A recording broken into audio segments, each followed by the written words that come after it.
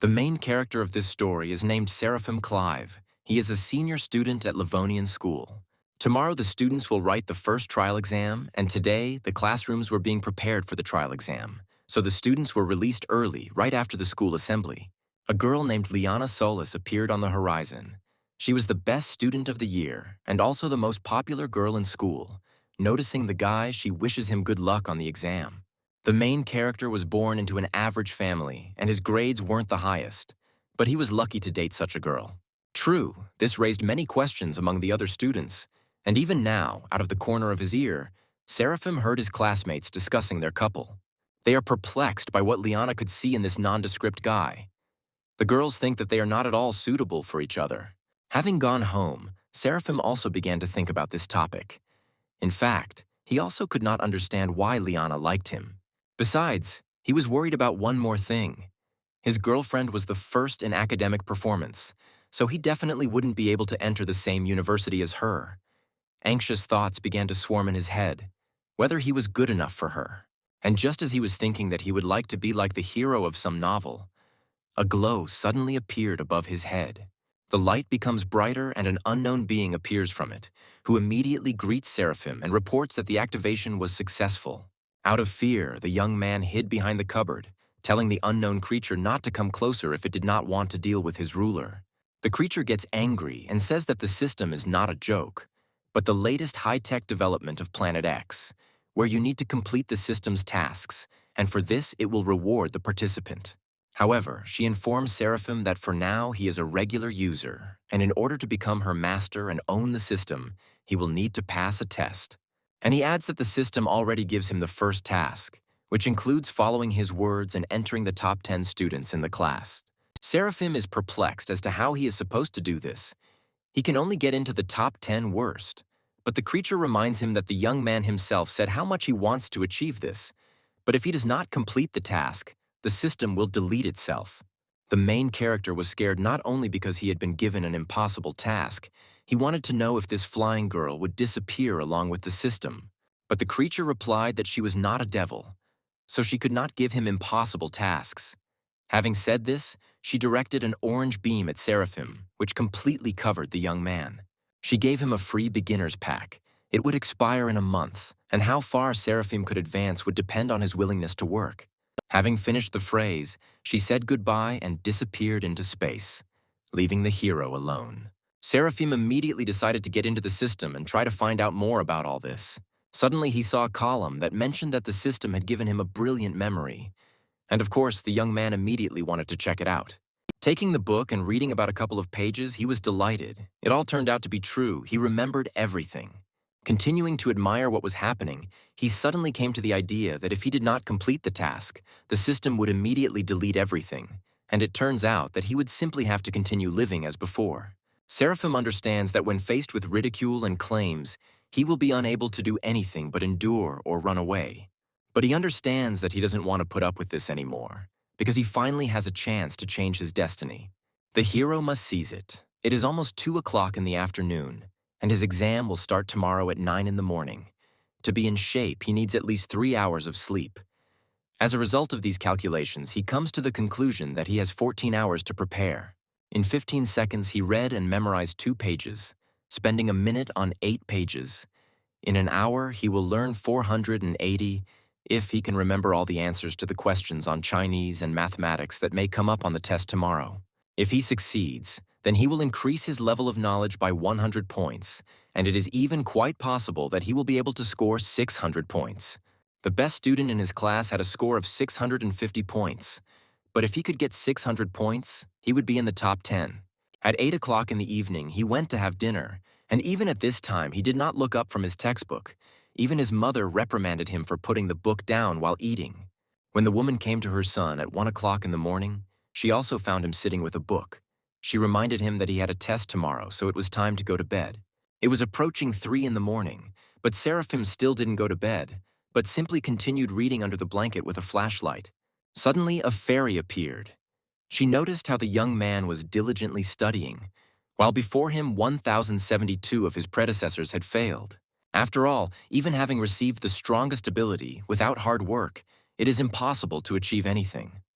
Only those who are ready to work hard have the chance to experience this strongest system. As a result, the next day, already sitting in class, Seraphim was not in the best physical shape. He liked studying so much that he studied all night, even though he wanted to sleep. But still his efforts were not in vain.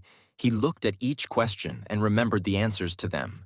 Liana, noticing that her boyfriend looked tired, decided to ask if he was confident in his abilities.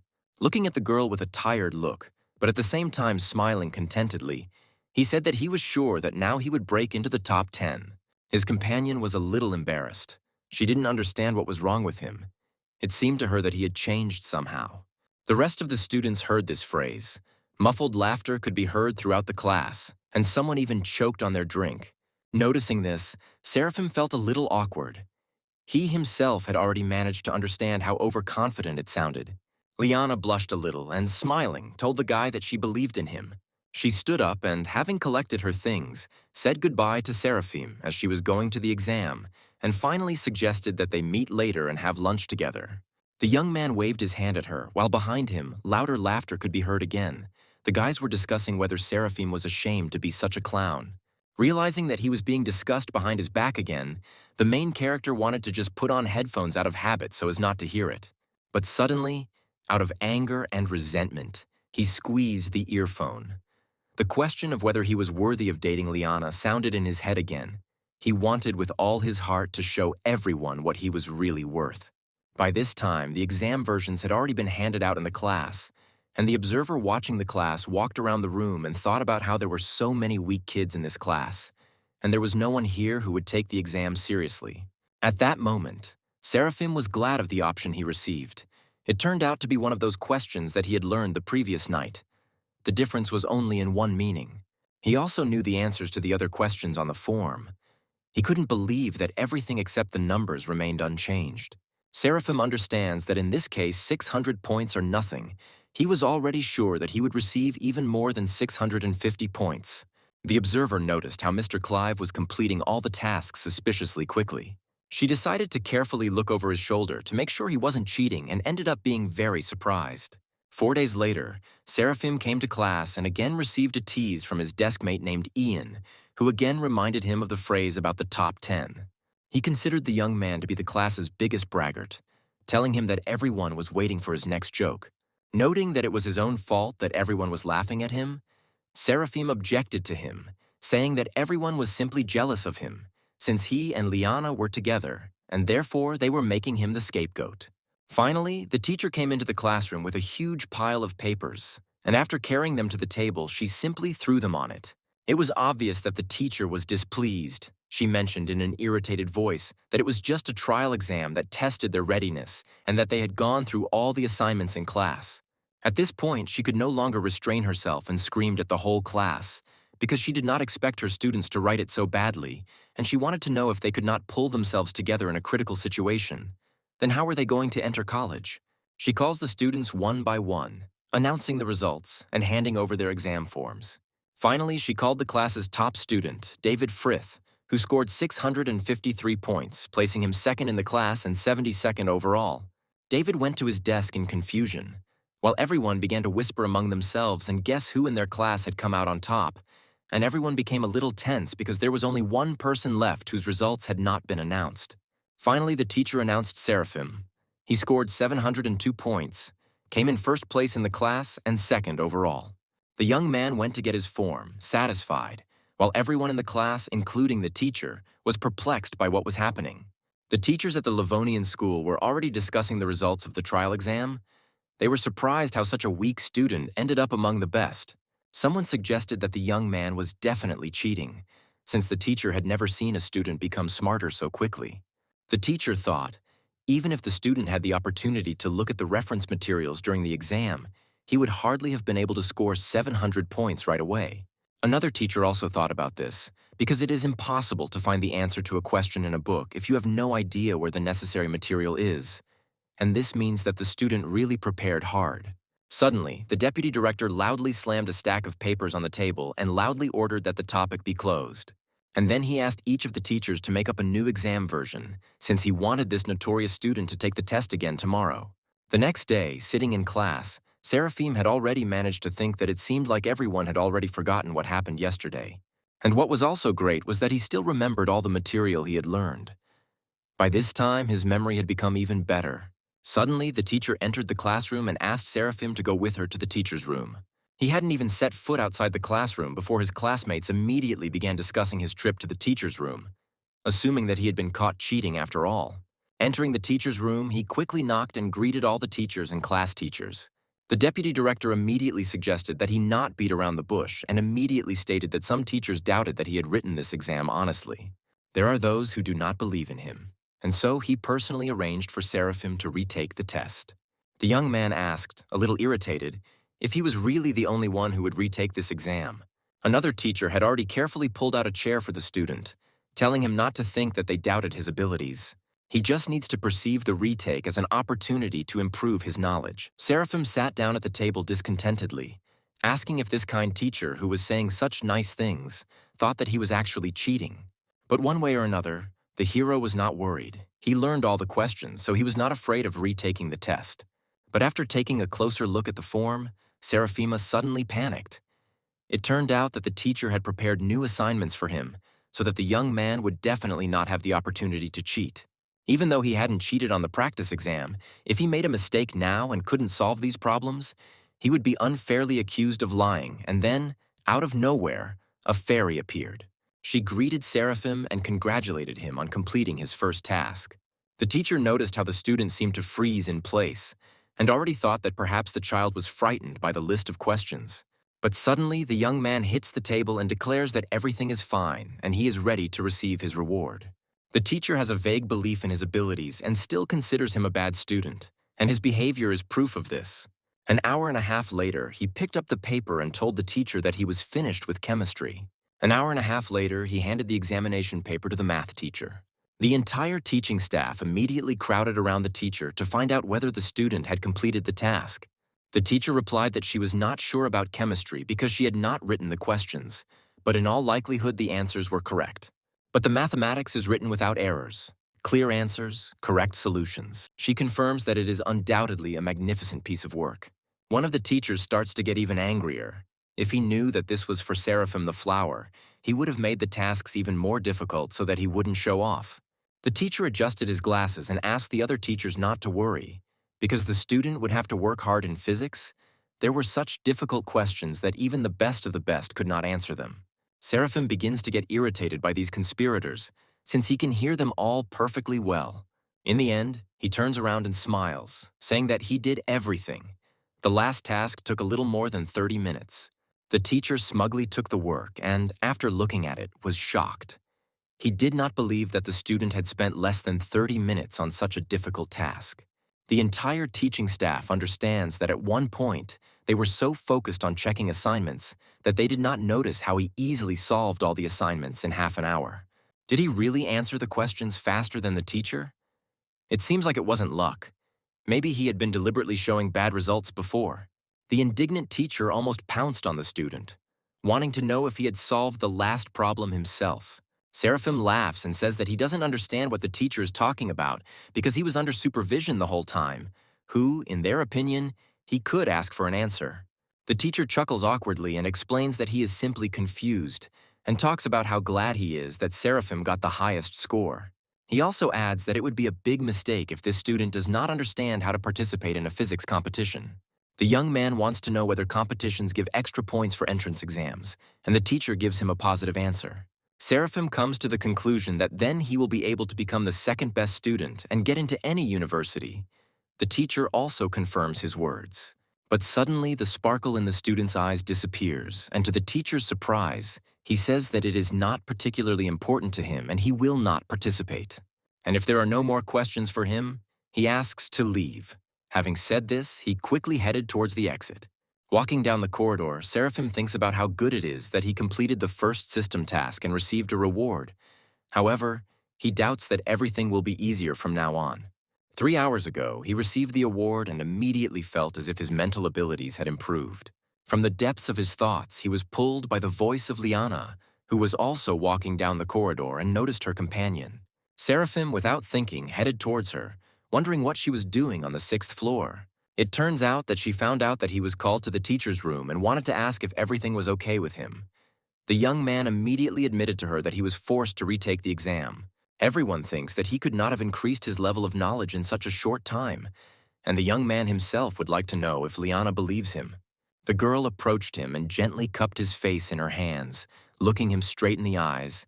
She declared that they could think whatever they wanted, but she believed in him. Even though his progress is truly incredible, she knows he wouldn't lie to her. Seraphim is pleased to hear this, but he still wants to know if she really thinks so. Liana blushes even more and says that if he continues in the same spirit, then they will be able to enter the same university.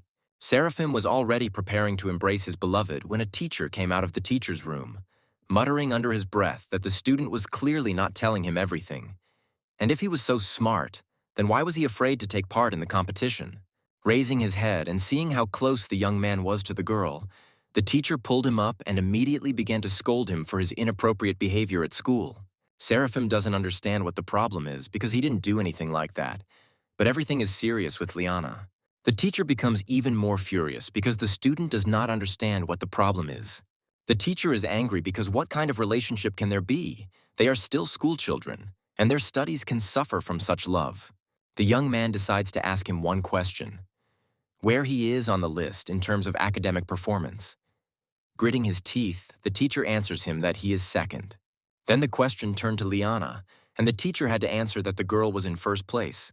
Seraphim throws up his hands and does not understand how, in such a case, the teacher can still doubt that the relationship has a negative impact on their academic performance. Liana couldn't help but laugh. The teacher clearly didn't like it and asked the young man not to talk nonsense. He decides to remind the student that his place in the overall standings has not yet been confirmed. Seraphim objects because the deputy director approved the results of his retake, and, apparently, the teacher suspects the student of conspiring with him. The teacher asks not to pick on his words. He thinks that there is something suspicious about the fact that he does not want to participate in the physics competition, which means that he definitely cheated. Liana couldn't stand it and decided to stand up for her boyfriend, asking teacher Leon to stop insulting his students. Suddenly, the young man takes her by the shoulder and, looking into her eyes, winks, saying that Leon has a reason for this. In any case, after everything the teacher said, he still wants Seraphim to take part in the competition, and the young man wants to know if this is true. The student is ready to do this, but only on one condition: if teacher Leon makes a bet with him. If he loses, he will do whatever the teacher asks of him, but if he wins, Leon will have to treat their entire class to chicken. The teacher was a little taken aback. He was calculating in his head how much money he would have to spend in case of loss to buy a chicken for 50 people. Seraphim never tires of goading him, saying that at first he accused him of dishonestly passing the exam, and now he is also afraid to enter into an argument with him. In the end, after thinking a little more, the teacher finally agrees to this bet. A few more days passed and the physics competition finally ended. It was raining heavily outside that day, and all the students wanted to quickly take their seats on the bus. Teacher Mary, who was sitting on the bus, was clearly not in the best mood. She doubted that good results could be expected from these students, but in practice it was true. The Livonian school had never been strong in such competitions. The teacher who was supposed to be the team leader took the day off and asked Mary to replace him. It seems the school doesn't really care about the competition. The teacher was upset not only because she had to replace another teacher, but also because she lost to a new teacher named Lucinda Maxwell. But she still thinks that no matter how much experience Lucinda has as a classroom teacher, her students will still be far from hers. 5 days later, the teacher's room was again more crowded. Among the students, there were Liana and Seraphim, and the young man decided to ask the girl why only they were invited here. Liana suggested that perhaps they wanted to announce the results of the competition to them. The deputy director finally made sure that everyone was now gathered and already wanted to give the floor to the director. Noticing that the students are whispering among themselves, Mary cannot restrain herself and begins to scold them because they imagined that if they earned a lot of points, then now they have the right not to listen while the teacher is talking to them. Mary then looked sarcastically at teacher Lucinda, as if hinting that her students were behaving inappropriately. Seraphim, seeing this picture, decided to intervene in the conversation, saying that he did not understand what teacher Mary was talking about, and that he did not think that they behaved disrespectfully towards the teacher. Mary noticed that Seraphim and Liana were holding hands and decided to remind them that students were forbidden from being in relationships. But here they were walking arm in arm. All eyes immediately turned to teacher Lucinda. Seraphim realized that Mary was not getting along with their class teacher, so she decided to take it out on her students. The young man realized that he needed to act. He raised his and Liana's hands up and loudly announced that they were dating. And what he did next, no one expected at all. Seraphim pointed to the director and said that he knew everything about it and was not at all against it. The director even choked on his drink at this news. He didn't remember saying anything like that. Seraphim continues. The director promised that if they take a prize place in the physics competition, then they will be able to officially date. The young man understands that if Mary wants to turn all the teachers against him, this will not happen. The deputy director decided to intervene, and winking at the director, said that he was also aware of this agreement. The director slapped himself on the forehead and pretended that he remembered how they had discussed it, and that the school was ready to allow a lot for such a wonderful student as Seraphim. Now that he had the support of many teachers, he felt his complacency growing with every passing second. Mary tries to object to the director, but he interrupts her and asks to let him now announce the important news. It turns out that their school took first and second place in the physics competition. First place went to Seraphim Clive from class 3-3, and second place went to Liana Solis from class 3-1. The principal solemnly begins to clap his hands and wants everyone to praise the students and congratulate them on their victory. Mary hears how everyone starts applauding, and she can't believe that Seraphim won this competition. And she is also finished off by the fact that one of the teachers congratulated Lucinda on winning the competition. She had never heard of him before this incident, and she suspects that Liana could not have trained him so well. And if Mary had been the head of the third grade, then all the congratulations would have gone to her, not Lucinda. She was overcome with envy. Mary felt sick at the thought of why Lucinda was so lucky. As everyone was leaving the conference room, teacher Leon stopped Seraphim. The teacher smiled and reminded them that their bet was still on, and he would be happy to buy a chicken for their class. The young man was a little surprised because he didn't think that the teacher would take him seriously after all. He was just joking about the bet. Leon objects. It was a fair argument, and he must keep his word because the teacher cannot do otherwise.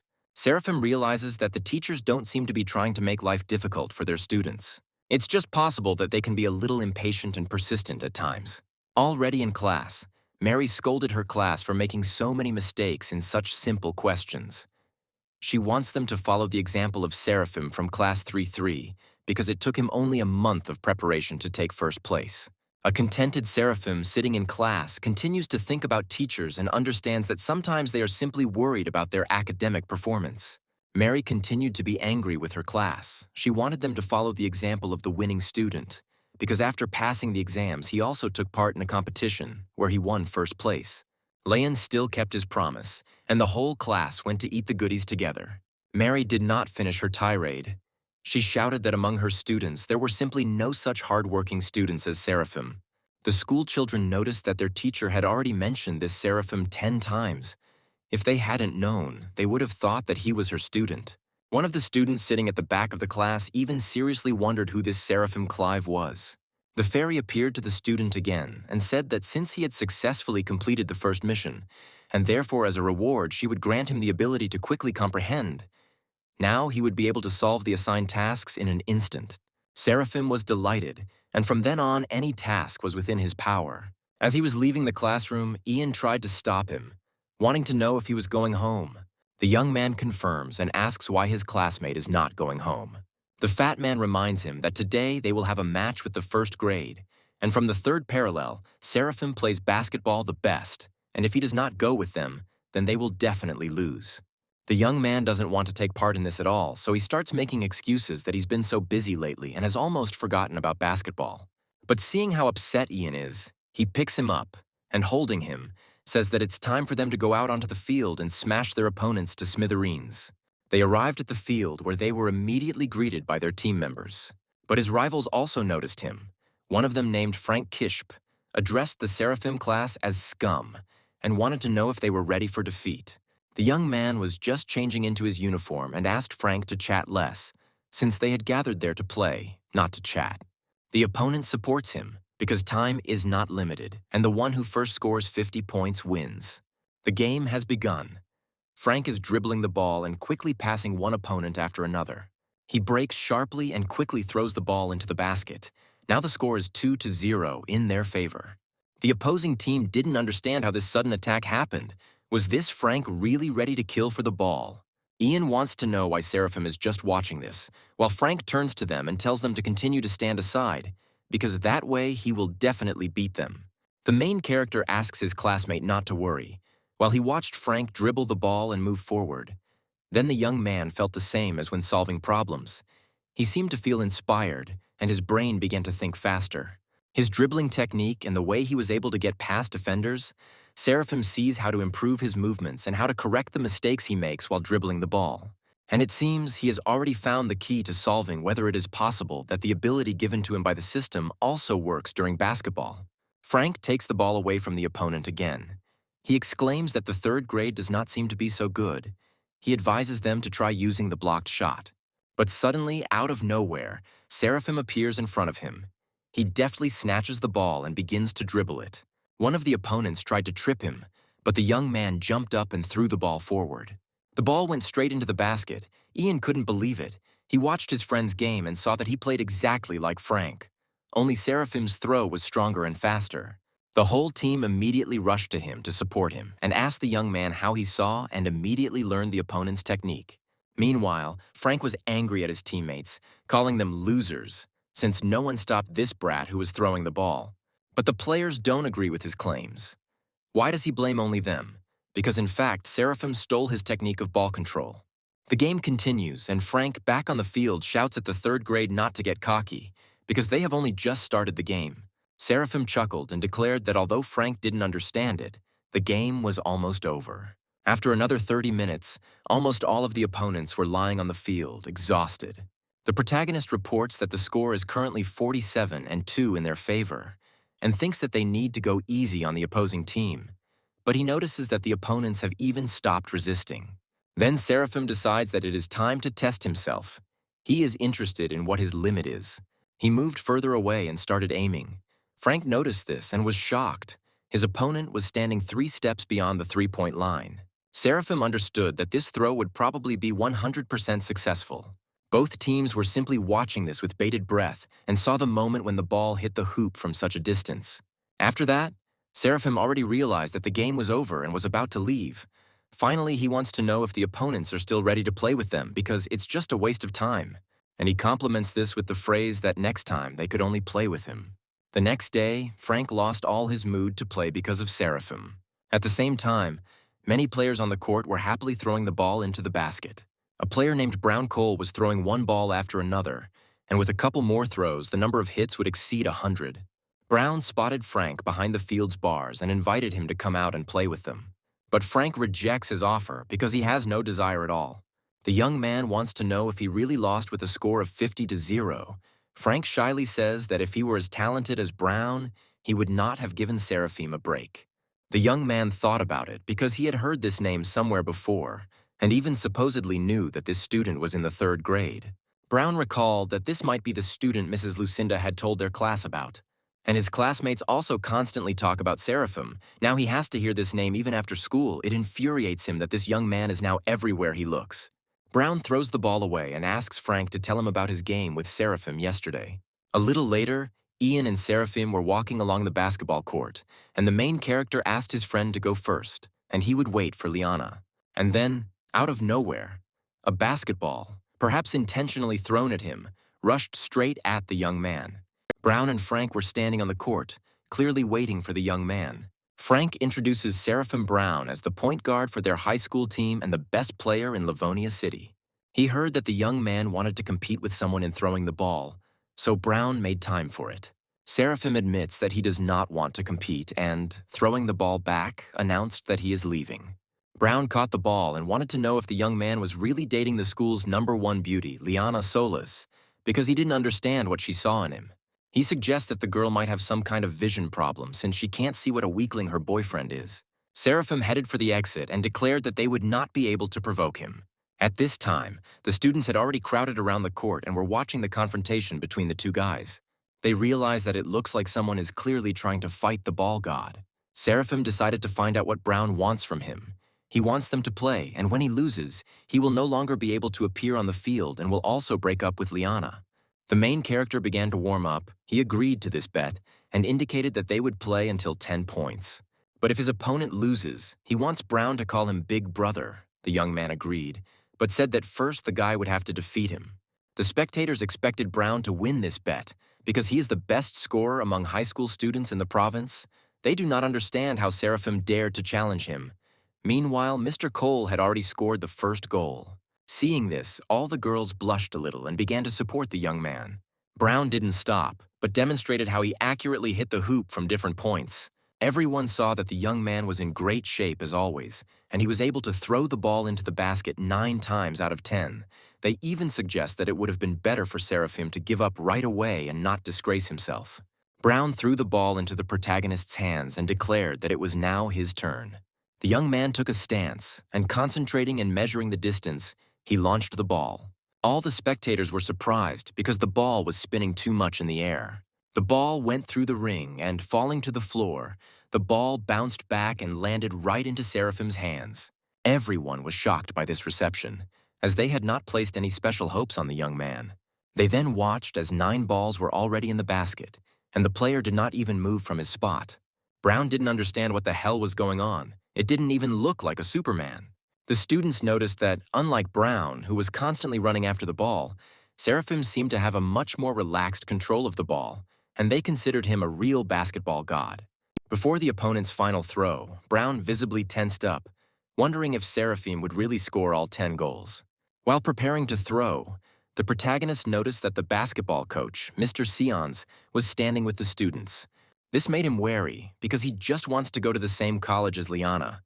And the main thing is that he is no longer forced to take part in various competitions, like then in physics.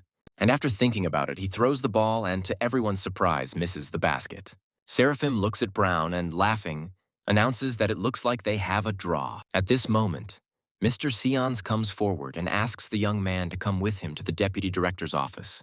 Frank at this time confesses to Brown how worried he was and had already believed that the guy was invincible.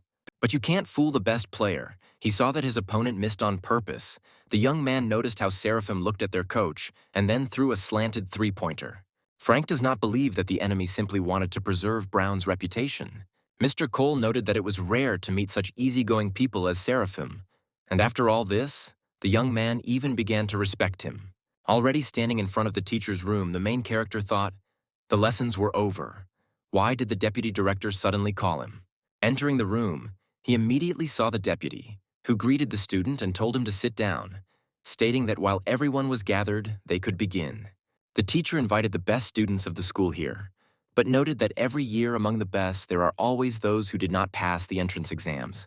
So they and the teachers decided that the deputy director would lead the strongest group and would conduct intensive extra classes for them after school. They had even warned their parents. Seraphima was not particularly happy with this news because it meant that he would also have to go to this study group. He was distracted by Liana, who noticed her boyfriend and greeted him sweetly. Seeing her, Seraphim realized that now he wouldn't be so bored here. Many students, on the contrary, took this news joyfully because their teachers had brought them to the top. The deputy continued, speaking and drawing the students' attention to the sheets of paper with assignments in front of them.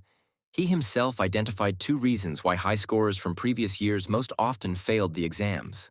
Firstly, they spent a lot of time solving the problem. The rest of the tasks did not cause any difficulties. But solving one took them too much time, so they did not have time to complete the work. Secondly, they misunderstood the question posed in the assignment. Some students gave a detailed solution, but upon receiving the results, they realized that they had made a mistake that affected the entire assignment, which is why they lost points. While all the students were looking through the assignments, Seraphim called the deputy director and suggested to him that if he could prove that the assignments were not difficult and that it was entirely possible to solve them for the highest score, if he succeeded, then he could allow him not to attend these classes anymore. The students didn't like this attack. They think that Seraphim is a presumptuous kid. After all, the deputy said that the problems are solvable. It's just that a lot of time was spent on them. Liana decides to join the conversation. She points out that Seraphim can prove it because, in fact, he won first place in the physics competition. Besides, she is absolutely sure that he will also quickly cope with the assigned tasks. The student objects to her because she was always 20 points ahead of the second-best student in school, and Seraphim is an unknown person, plus the competitions, in his opinion, are not even close to the entrance exams. Liana again begins to stand up for her boyfriend and says that he can do everything. The deputy is trying to separate the arguing school children because they are here to study, and at the same time he wants to know why they are arguing with each other in the first place. The teacher recalled how Seraphim had shown himself during the retake of the exam. He solved the problems quite quickly and correctly, and in this case he thinks that his experience can be useful to the children, so the deputy asks him to share it with them. The young man was about to object to his deputy, but he reminded him that when the question of his relationship with Liana had come up that time, he and the director had supported him. Seraphim pauses, his cheeks quickly starting to turn red, and he thanks the teacher for his generosity that time. The deputy assures that the student can be calm because he is always on the student's side and is confident that everyone in this room will listen to his point of view, so he asks Seraphim to speak freely and confidently. The young man decides to give it a try and begins to explain that, in his opinion, more practice is needed to achieve greater speed in solving problems. But they can improve their skills by memorizing problem-solving samples in advance. This is something like a software algorithm of actions. When before the main one, there is also a preliminary process. Having learned in advance the sample solution of problems, they significantly improve the efficiency of their work. For example, they might take a genetics problem that is worth an average amount of points and take some time, so it is challenging. Similar problems are taught in high school. They have 16 specific ways of developing a situation, including various combinations, for which you need to make up several possible solutions and remember the formulas. And when this problem comes up, it can be solved in a shorter time. One of the students objects, because this method requires remembering a lot of things, and if, for example, they don't get such a task, they will simply waste time. Seraphim suggests that everyone choose the best option for themselves: mechanical memorization before the exam or wasting time during the exam. The deputy liked the young man's version because the advantages of this method are enormous. Students will be able to spend 3 seconds instead of 30 to solve the task. Next, Seraphim suggests that in order to avoid confusion in the question itself and to highlight the necessary information, simply write out the solution on a separate sheet and use the formula to solve it. He compares it to a game of chess. It is one thing to put a checkmate in check and another to do a checkmate. He believes that those who go beyond their capabilities will be able to handle any task. But the students doubt that it is worth so much effort and even the reality of it. The deputy believes that there is common sense in Seraphim's words. Of course, the students are not obliged to follow everything he advised, but there are some things that are worth listening to. Suddenly, the young man felt some strange feeling, and out of nowhere, he heard a notification that the system had given him a new ability called the Feynman method of studying. A month later, at the next meeting of the best students, the deputy congratulated Seraphim because he had overtaken all the students in the school and finally took first place in the trial exam. The hero turns to the teacher and says that he should thank him for these merits. This time he managed to finish the test 10 minutes before the allotted time, and thanks to this, he became more confident about the entrance exams.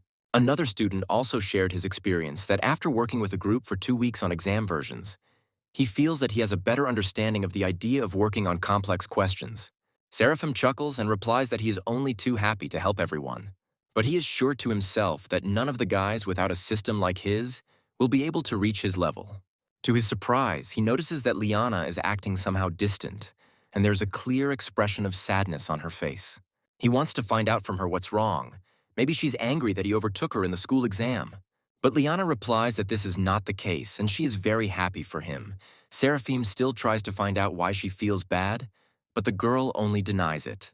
Then the guy takes more drastic measures and, grabbing Liana by the hands, asks that if she cares about his feelings, then she should tell him the truth. Meanwhile, the deputy declares today's meeting over and all the students except a couple begin to quickly get ready. Left alone, Seraphim once again asks her to tell him everything, and this time Liana agrees. She quietly tells him that they might not be able to get into the same college. Yesterday, her mother suddenly told her that she wanted Liana to study abroad. The girl is worried because she was already anticipating that when Seraphim's grades improve, they will be able to continue studying together. The young man was also alarmed by this news, but he tries to calm Liana down, saying that they will definitely come up with something. They both end up at an appointment with Miss Devona Solis. Liana tries to start a conversation and addresses her as Auntie. Devona laughs because she allows herself to be called Auntie because she is not one of those old-fashioned mothers who forbids her child from dating. Besides, she trusts her daughter. It's immediately obvious from Liana that this conversation is difficult for her. However, despite the fact that Miss Solis is not against their relationship, she still believes that Liana needs to think about her future first. Miss Devona has a goal. She wants to give her daughter the best education. Seraphim listens to her and analyzes the situation, because thanks to the system, he now has access to the best education. He is sure that no university can compare with it. But there is a problem. He can't just go and tell everyone else about it, and besides, he's afraid that no one will believe him. Auntie suggests that if Liana's boyfriend came here to convince her, then she is ready to listen to him. Seraphim supports her and asks his girlfriend to let him talk to her mother. He begins his conversation by saying that he understands how Miss Devona is worried about her daughter, but he wants to know what she means by a good education. An honors degree or a well-equipped, expensive campus. The aunt smiles and replies that she doesn't think that this is the most important thing. She was interested in finding out what a good education includes, in the young man's opinion. Seraphim enthusiastically shouts out that this requires thinking people, masters of their craft. After all, they are the ones who form the foundation of education, and in their country they can also receive the best education. Devona, hearing his speech, clapped her hands. Noting that it was all said very well, she was simply amazed. But he still missed something. Seraphim guesses that he missed this important component of the connection. The young man activated the ability to anticipate the opponent's actions and received a rookie card. Devona confirms that everything is as he said. All the power is in the people. Miss deals 4 blows to all the opponent's followers. The woman notes that by maintaining communication with college friends, it will be easier for them in the adult world. The opponent discards the card Harsh Reality and hits the cards of Seraphim. The young man realizes that she made a powerful code, but accepts it. He turns to Devone and says that perhaps it will sound incorrect on his part, but he still wants to say that connections are acquired by those who have power. It might be really important for some people to make connections in college, but he and Liana don't need that. Miss Solis finds it funny. Usually those who are lower in status than her are afraid to even breathe next to her. She hasn't met such a young man as Seraphim for a long time. She notes that it is very rare for a high school student to show such courage. The young man even reminded her of himself in his youth. Liana was surprised by her mother's behavior. She had never seen her like this. Seraphim is glad that it seems his argument about the power being in people has found a response in his aunt's heart and perhaps things are going well. And then an interesting thought comes to his mind. He jumps up from the sofa and, turning to Devone, offers her to make a bet. Auntie decides to bring Seraphim down to earth a little, reminding him not to forget that he still has to go to school, and she doesn't want his outburst to affect his studies. Her hero promises that his studies will not suffer from this, because he wants to bet on his scores on the entrance exams. If he gets the maximum score, then she must promise that he will allow Liana to stay in China. If he fails, then he will do whatever she wants. Devona was perplexed by such speeches.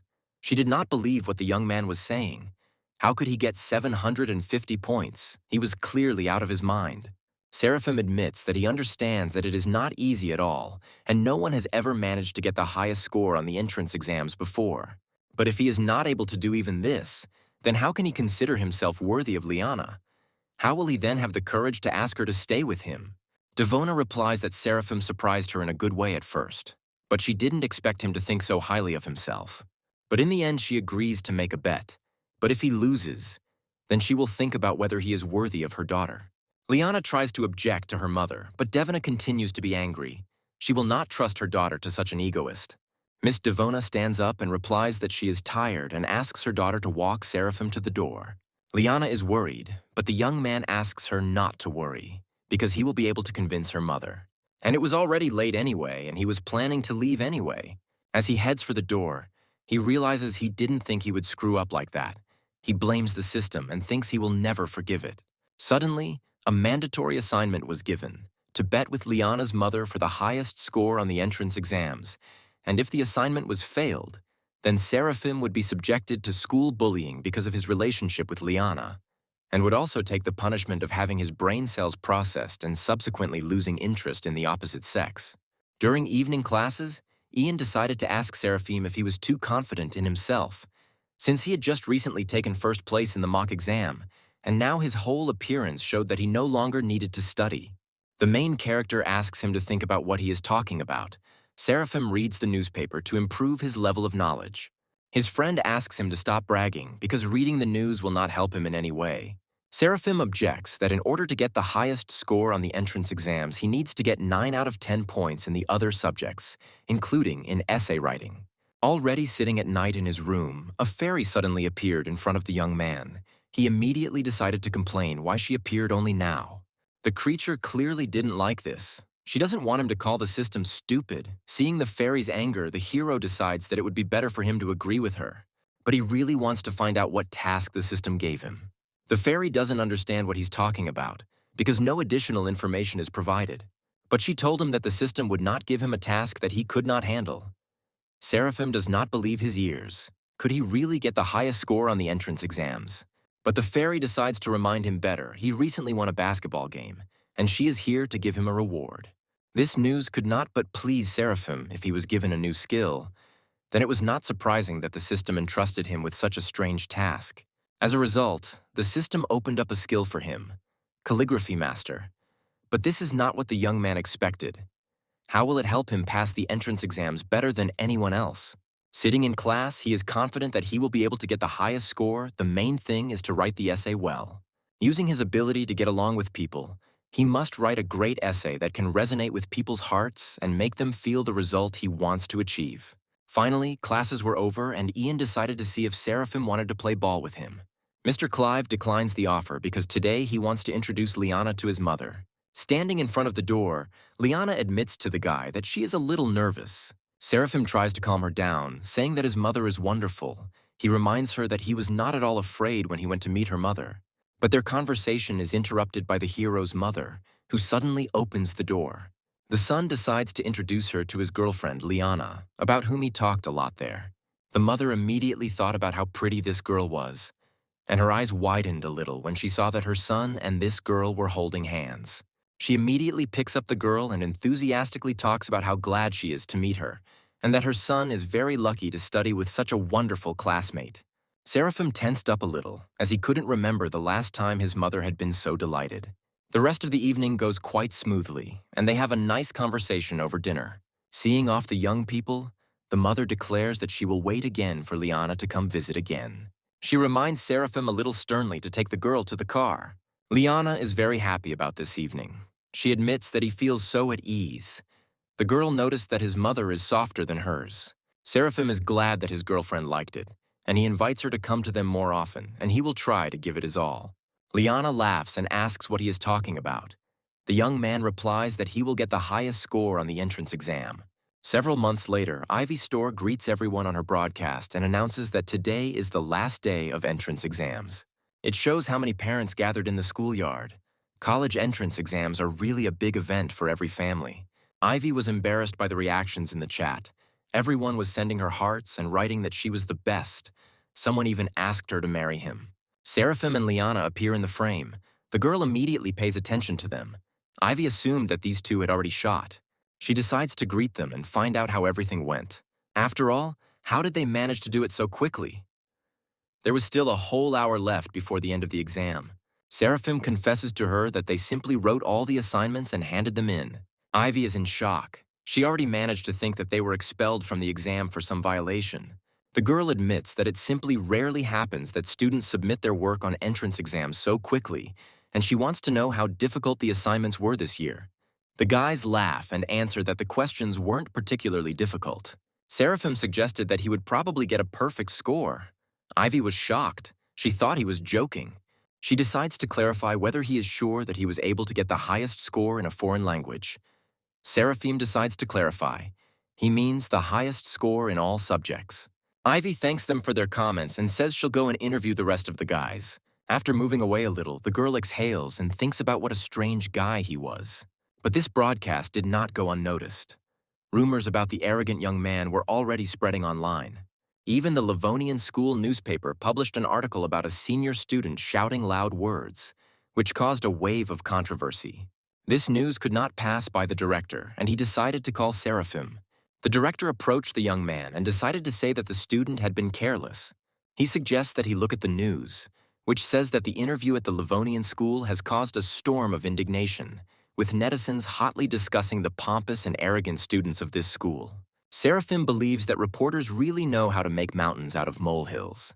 The director admits that if the matter had concerned someone else, then there would have been no problems. But it was Seraphim who came under attack. Although the exam results had not yet been announced, he had already become famous all over the internet. And he wants to know how the young man will now order the restoration of the school's reputation. Seraphim asks him not to worry. Perhaps he didn't choose his words well in the interview, but he spoke the truth. Their school won't have any problems. On the contrary, it will end up in first place in the rankings. It was time to mark the exam, and one of the examiners was amazed by the handwriting of one of the students. He was even more shocked by the fact that the exam was written without a single mistake. He even asked his supervisor to take a look at the essay. The manager can't believe his eyes. He doesn't believe this unusual construction of phrases. He has never seen a high school student write such an essay. He understands that this is an unusual piece of work. It shows the student's ambition and life philosophy, and the supervisor states that this work deserves the highest praise. The assistant wanted to object, but the head said that this would not be discussed. This work deserved a better rating, and that was it. A few days later, at the company where Ms. Solis worked, employees began discussing the fact that, according to inside information, one student had scored the maximum number of points in this year's college entrance exams. The colleague doesn't believe this. She wants to know where the employee got this information from. But he objected. Does it matter? In a few days, the results will be posted and the truth will be revealed. Miss Devona overheard this conversation and wondered if it could be about Seraphim Clive. Sitting on the couch in the Solis family's living room, Liana is a little embarrassed. But Seraphim says that sooner or later it would have happened. He brings his face closer to the girl and asks her permission to start. She agrees, and the young man, picking up his phone, wants to look at the results of the entrance exams, which have finally become publicly available. The room fell silent as Seraphim waited for the site to load. Liana closed her eyes in fear. Miss Devona suddenly entered the house and announced from the doorway that she had received some news that morning. Liana immediately ran joyfully to greet her mother. Devona blushed noticeably when she saw Seraphim in the room as well. The young man also stood up to greet Miss Solis and apologized in advance for the disturbance. Liana happily tells her mother that they finally learned the results of the exams. Devona asked if the young man wanted to tell her something, and then Seraphim solemnly showed her the website page, which indicated that he had taken first place and scored the maximum number of points on the exam. After that, he hesitated a little as he noticed that Devona didn't seem particularly surprised. But she already suspected in advance as soon as she heard her colleague's conversation. She already knew who this winner was. She told Seraphim that today's news had already reported on a student who had scored a record number of points on the exam. The young man didn't like it. These media outlets just don't give him a chance to breathe. Liana, a little afraid, asks her mother what she now wants to say about studying abroad.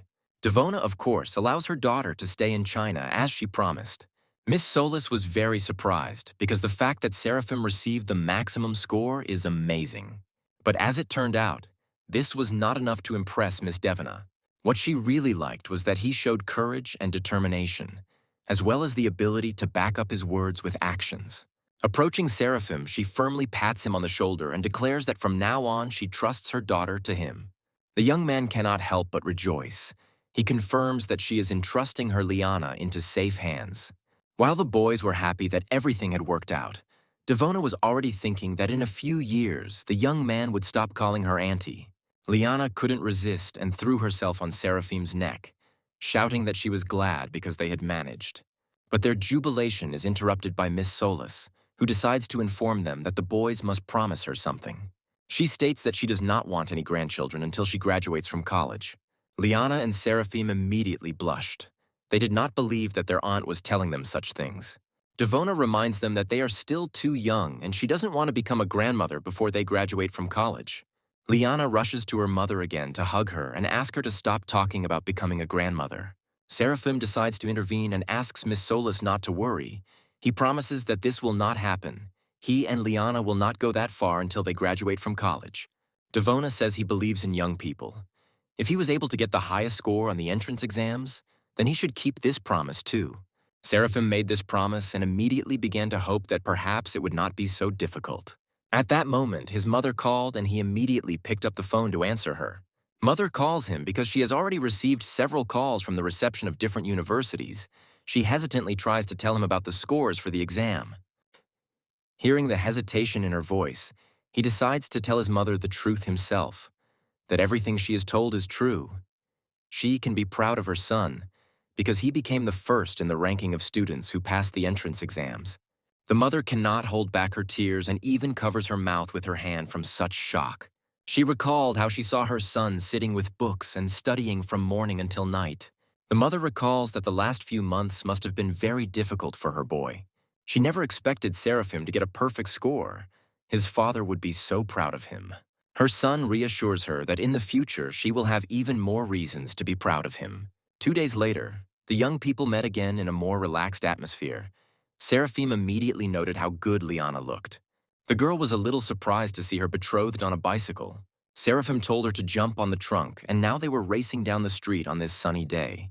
As he drove down the street, the young man thought about how just a few months ago everyone had laughed at him and not taken him seriously. But now, when he and Liana passed by the group of students, no one laughed at him or said that he was not worthy of her. Liana decides to find out if Seraphim has thought about where he will apply. The young man says that his mother supports his decision to go to the same place as his girlfriend. As soon as they approached one of the buildings, they suddenly saw that ribbons were hanging on it with congratulations from Seraphim, a third-grade student at the Livonian school, who received the highest score on the entrance exams. Liana nudges him with her elbow, laughing at how pompously he is being congratulated. Seraphim was suddenly pulled up by the director, who informed him that the young man had done a huge favor to the Livonian school. The main character even feels a little awkward, and he tries to tell the director that this is not such a big event. But it was not to be. The entire teaching staff had already gathered to congratulate him. The young man becomes even more embarrassed. He doesn't know if he's even worthy of such an honor. The principal announces that for his outstanding performance in the entrance exams, the school has decided to give him a place on the honor board. Upon hearing this statement, all the teachers were a little shocked. Lucinda reflects on the fact that in the school's 40 years of existence, only 4 people have had this honor.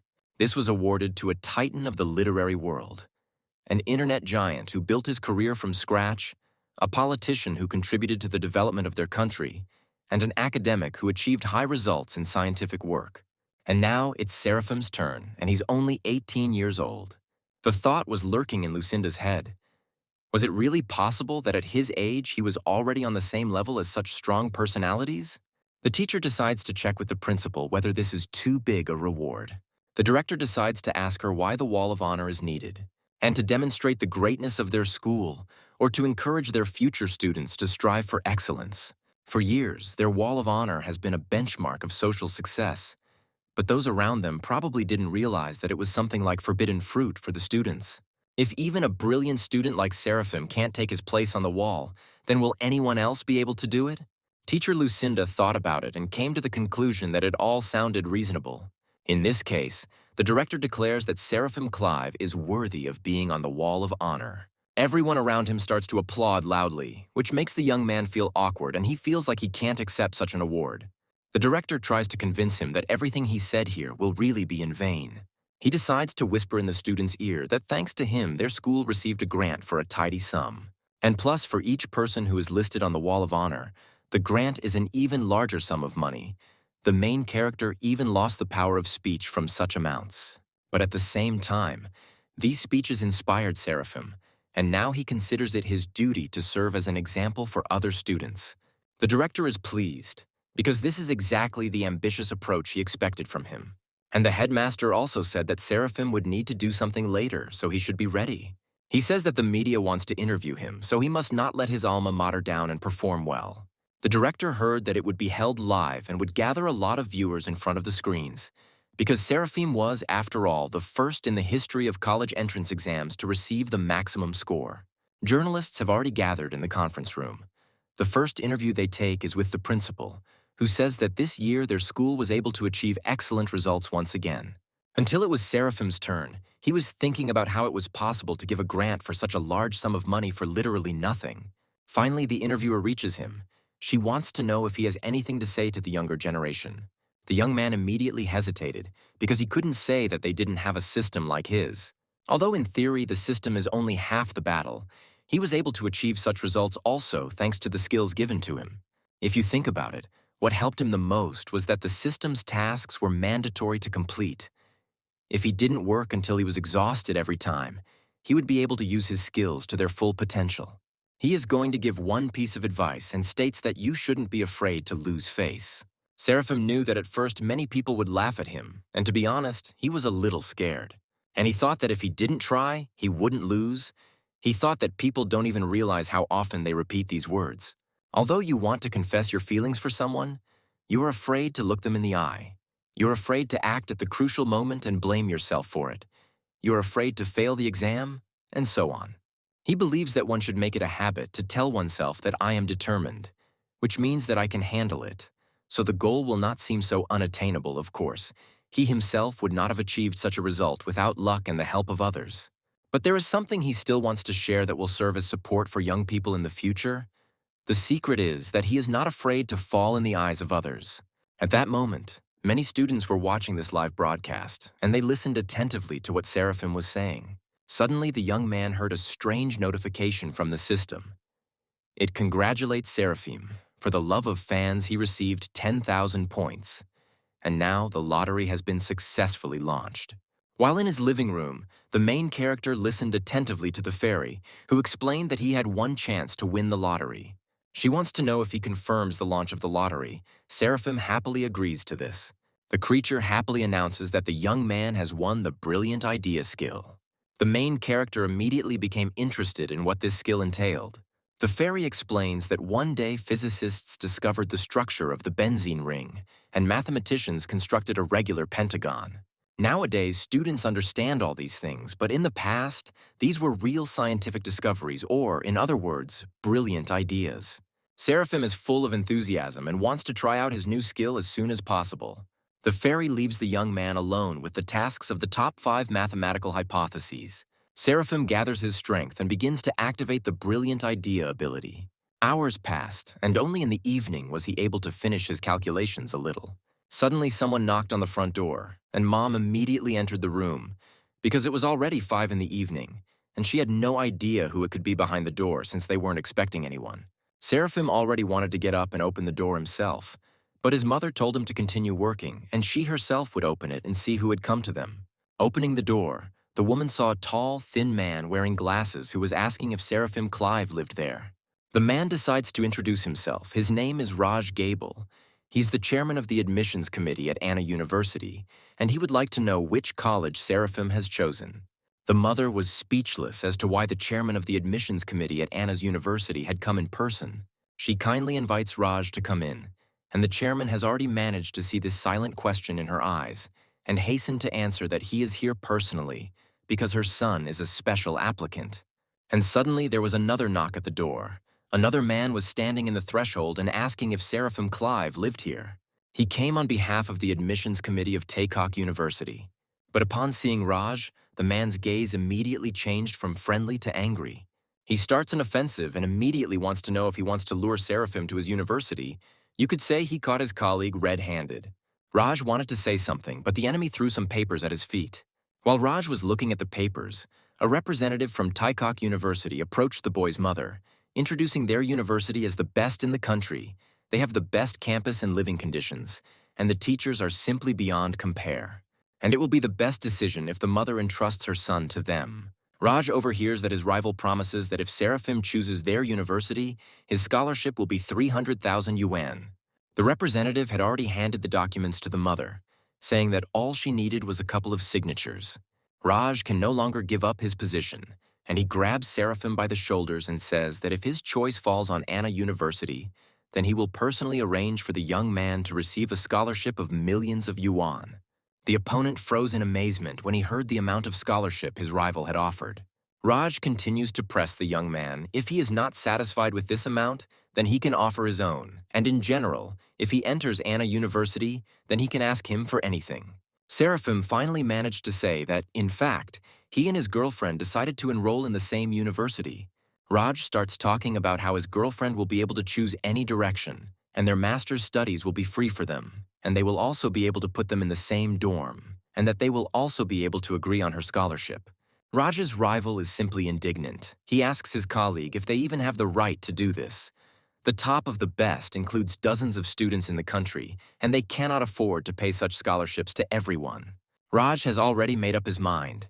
He has a hunch that if he doesn't keep this child by all means, he risks never knowing what kind of genius he missed. Already on the plane, Seraphim told Liana about how the face of the representative of the admissions committee of Taekock University turned green when he heard Raj's conditions. 2 months ago, university representatives showed up at Seraphim's home and wanted to know where he was going.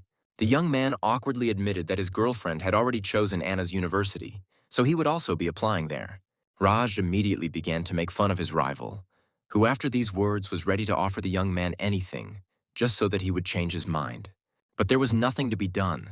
The representative of Taekock University had to pack his suitcase and leave, saying that he had not lost to Raj, but that he had just been unlucky this time. Mother Seraphima continued to be in a state of shock. She could not believe that her son had just been invited to study at one of the best universities in the country. But in the end, the main character was happy that he and Liana entered Anna's university together. The girl confessed to him that she could not believe that they had achieved their goal together. She thought to herself, although she always believed in Seraphim, his grades were not so good before. Sometimes she even begins to think that he has become a completely different person. At this time, lunch finally began to be distributed throughout the plane, which the young man was very happy about, as he was quite hungry. Liana, seeing how her betrothed was gobbling up another bun, laughed loudly. Seraphim wanted to know why she laughed, but the girl said that there was nothing wrong with it. He was just the same and hadn't changed a bit. Suddenly, the young people also heard laughter coming from the next row. Liana turned to see who was laughing too and saw a pretty blonde winking at her. Mrs. Solis didn't understand why the girl looked as if she knew them. Seraphim noticed Liana's worried look and decided to find out what happened. Liana told him to look at the girl next to them because she was so beautiful. Even Mrs. Solis herself was amazed by it. Moreover, Liana noticed that the young lady was looking at Seraphim and smiling. The young man thinks that this is all nonsense, and perhaps she just laughed at the way he ate. Finally, the plane arrived in Kyoto, and the chairman of the admissions committee had already arrived there to meet the students. Raj greets the guys, and then Liana and Seraphim, greeting the chairman, notice that they are not alone. The same girl from the plane was next to them, and she also greeted Raj. The young men were surprised to realize that this girl might study with them. The chairman states that it is a great honor for Anna University that 3 of the best students in the province are admitted to them at once. Seraphim analyzes the situation. If the 3 best students were admitted, the first is him, the third is Liana. This means that the stranger is the second student to score the highest on the entrance exam. The girl happily says that she is glad to finally meet them. She heard about the guys, and today she finally saw them for the first time. The stranger finally introduced herself. Her name is Taylor Locke. He and Seraphim shake hands and promise that they will learn from each other. The young man doesn't understand why he has this feeling inside that this girl is up to something bad. The chairman decides that since everyone has already met, they can go to the university and takes the guys to the car. Having seen this car, Seraphim was simply delighted. It seems to him that Anna University's approach to its students is even better than he expected. Suddenly, he heard Taylor's laughter behind him. She said that every year the best students enter Anna University, but for the first time in history, a senior managed to get the highest score. The girl assumes that perhaps she was destined from above to meet such a genius as Seraphim. The chairman hurries them, saying that he himself will help them with the luggage, and in the meantime, they can settle into the car. He reminds them that they will have to fill out a lot of paperwork before registering. Raj, loading the suitcases into the car, thinks that they don't usually make such a fuss over the top graduates. But Seraphim is a different matter. He's simply a genius of mathematics. Since he was able to solve the top 5 most difficult hypotheses, only such a brilliant student is worthy of being greeted with all honors by Anna's University. The young man thinks that it's cool that they will be given a ride by car and that they don't have to get there themselves like the other freshmen do. Liana decides to ask Taylor how many points she scored on her entrance exams. Hearing the answer, at 736, Liana was genuinely surprised and considers it an annoyance. Taylor chuckles and says that there is nothing wrong with that. If there is a 10-point difference between her and Seraphim, she is still not his equal. Seraphim laughs, because between her and Liana, the difference is 4 points. The chairman wants to know what profile the best graduate decided to choose. Students usually make their decisions before applying, but Anna University made an exception for him. Seraphim replies that he thought about it and decided to go to the Faculty of Foreign Languages with Liana. Raj almost slammed on the brakes in shock. Did the young man really not want to enroll in the mathematics department? But he calms down and says that if he doesn't have any particular preferences, then of course any direction will do, but he still advises him to use his strengths. Seraphim doesn't care about anything. He can choose anything because he has a system.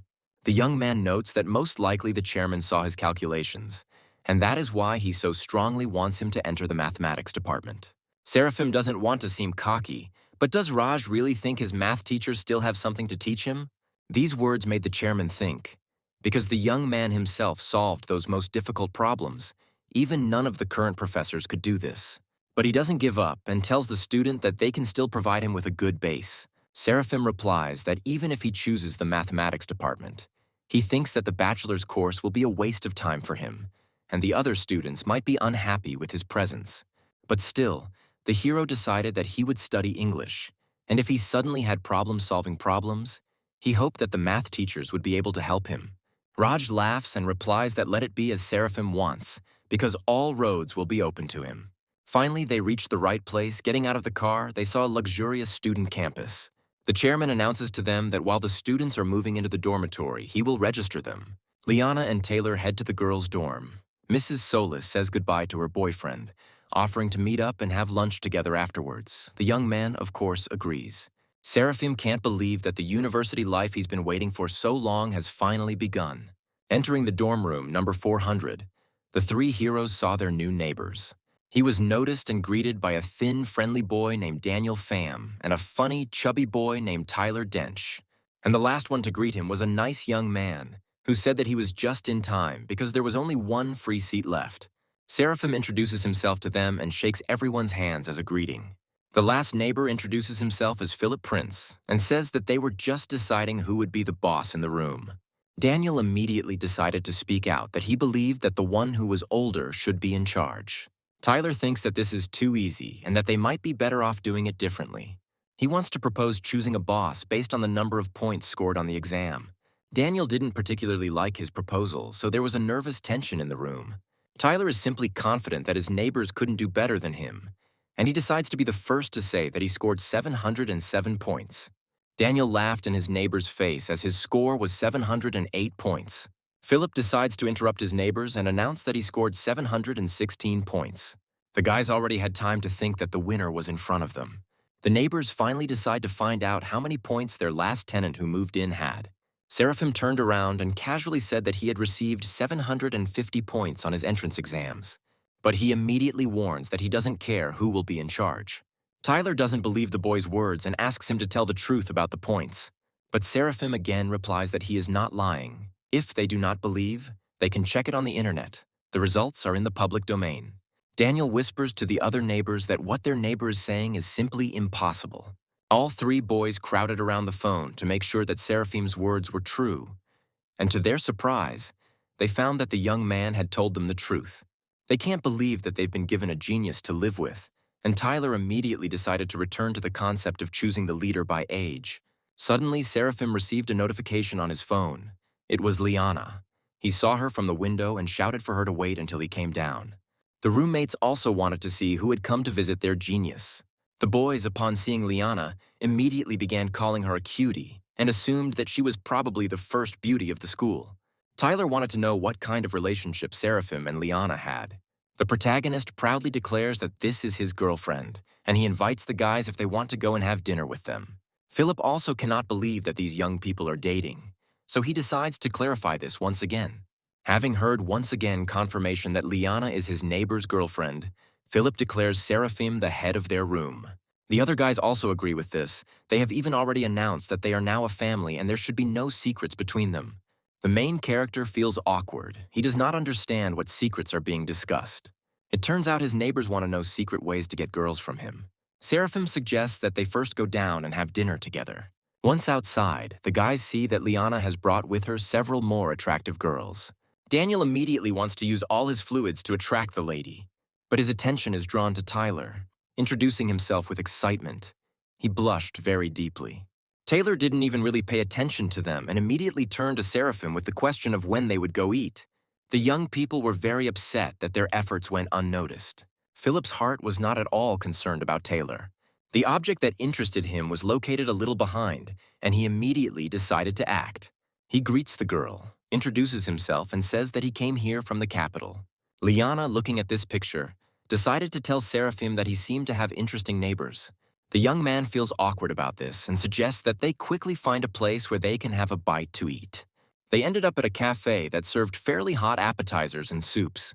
Seraphim immediately considered them perverts because of this, because they chose a place where hot food is served. They probably wanted to look at the girls whose cheeks blushed from the heat and whose breathing quickened. But Seraphim is distracted from these thoughts by Liana, who hands her beloved a piece of meat. At the table, Philip decides to tell them that their school year will begin with military training. He even heard that the instructors would be especially strict this year, so they needed to be more careful. The girls were immediately frightened by such news. Because they are afraid of military training, their delicate skin will definitely get tanned in the sun. Philip explains that this is precisely why they need to prepare for this. They and the guys have a set of special training exercises that they would be happy to share with them. The girls are happy and decide to ask Liana if she should add them to the general chat. But the girl, to everyone's surprise, replies that this shouldn't be done. Seraphim supports her words and asks her not to add him to this chat either. The guys want to know right away why, and the young man admits that he and the girl are not obliged to attend these classes. The rest are shocked and cannot believe that these students are exempt from military training. Philip replies that he himself is from the capital, but has not heard of anyone being given preferential treatment at Anna's university, even to the children of influential parents. Seraphim replies that maybe that is true, but they lost because of their high scores. The guys didn't even think that points could play such a big role. The girls recall hearing from the news about a student who scored the highest marks on an exam, but one of them still decides to clarify that perhaps they meant the score for one subject, and not for the entrance exams as a whole. But Seraphim's neighbors confirm that he received the highest score in all subjects, and they can even check this on the internet. And Philip at this time became sad, because he understands that now, no matter what the situation, against the background of his genius neighbor, he will always look like a secondary character. Already in the evening, the guys are talking in the room, and Daniel says that he can't believe that there are so many beautiful girls in their class. Tyler asks Seraphim to let Liana introduce him better to the girl in their company today. Daniel pushes his friend away and asks Liana to help him and introduce him to the girl he likes. Seraphim decides to bring them back to reality a little, because they have known the girls for less than a day. How do they even imagine this? Philip suggests creating a joint chat and simply adding girls there. The protagonist is surprised, because it seems like they should have a class chat, and he thinks that they will deal with it tomorrow in class. Philip convinces him that this is not what they need. Their chat will only be them and the girls. Seraphim chuckles, because now he understands what they are getting at, and he decides to clarify all the details with Liana. Eventually, a chat is created and the young people begin to correspond about everything, sharing their impressions of the first day. Philip even began to think that the girl he liked him. Seraphim is trying to fall asleep and simply nods along with his comrade so that everyone falls asleep faster. Even though the neighbors agree with the main thing in the room, they decide to chat with the girls a little more.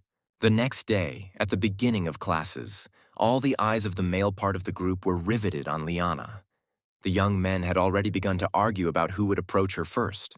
At this time, Seraphim enters the classroom and noticing the young man, the girl immediately greets him and calls him over to her. This causes indignation among the guys. They don't understand why the hell this goddess is with some stranger. Tyler, hearing this, warns them, saying that this girl is already taken. The guys can't believe it. They're already crying and saying that now they won't be able to love again. Suddenly, Taylor walked into the classroom looking casual. And then all the guys' attention immediately switched to her. They immediately tried to get her to sit at the desk with one of them. But ironically, the girl sat down next to Seraphim, which surprised the young man a little.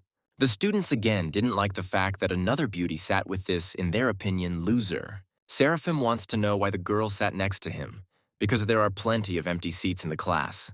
Taylor wonders why she can't sit right here. Mr. Clive wonders if she can feel those murderous looks directed at him. The girl admits that seriously, she just wanted to ask him for one favor. Taylor admits that she does not want to undergo military training and wants Seraphim to ask the chairman to excuse her from it. She asks the young man to promise her that he can get her out of military training, and in that case, she will transfer. But Seraphim wants to know why she doesn't ask Chairman Raj about it herself. But the girl doesn't seem to hear him and simply says happily that she's counting on Mr. Clive. These words and the structure of the eyes did not please Liana. She looked at the girl with a simply murderous look. But she didn't have time to say anything to her opponent, as Taylor had already stood up and gone to another desk. The boys in the class couldn't be happier, because they realized that they once again had the opportunity to meet a beauty and even sit at the same desk with her. Tyler almost cried because he managed to believe that his neighbor was dating two girls at once. The teacher finally entered the classroom and greeted all the students. Now the attention of the male half of the class switched to the teacher.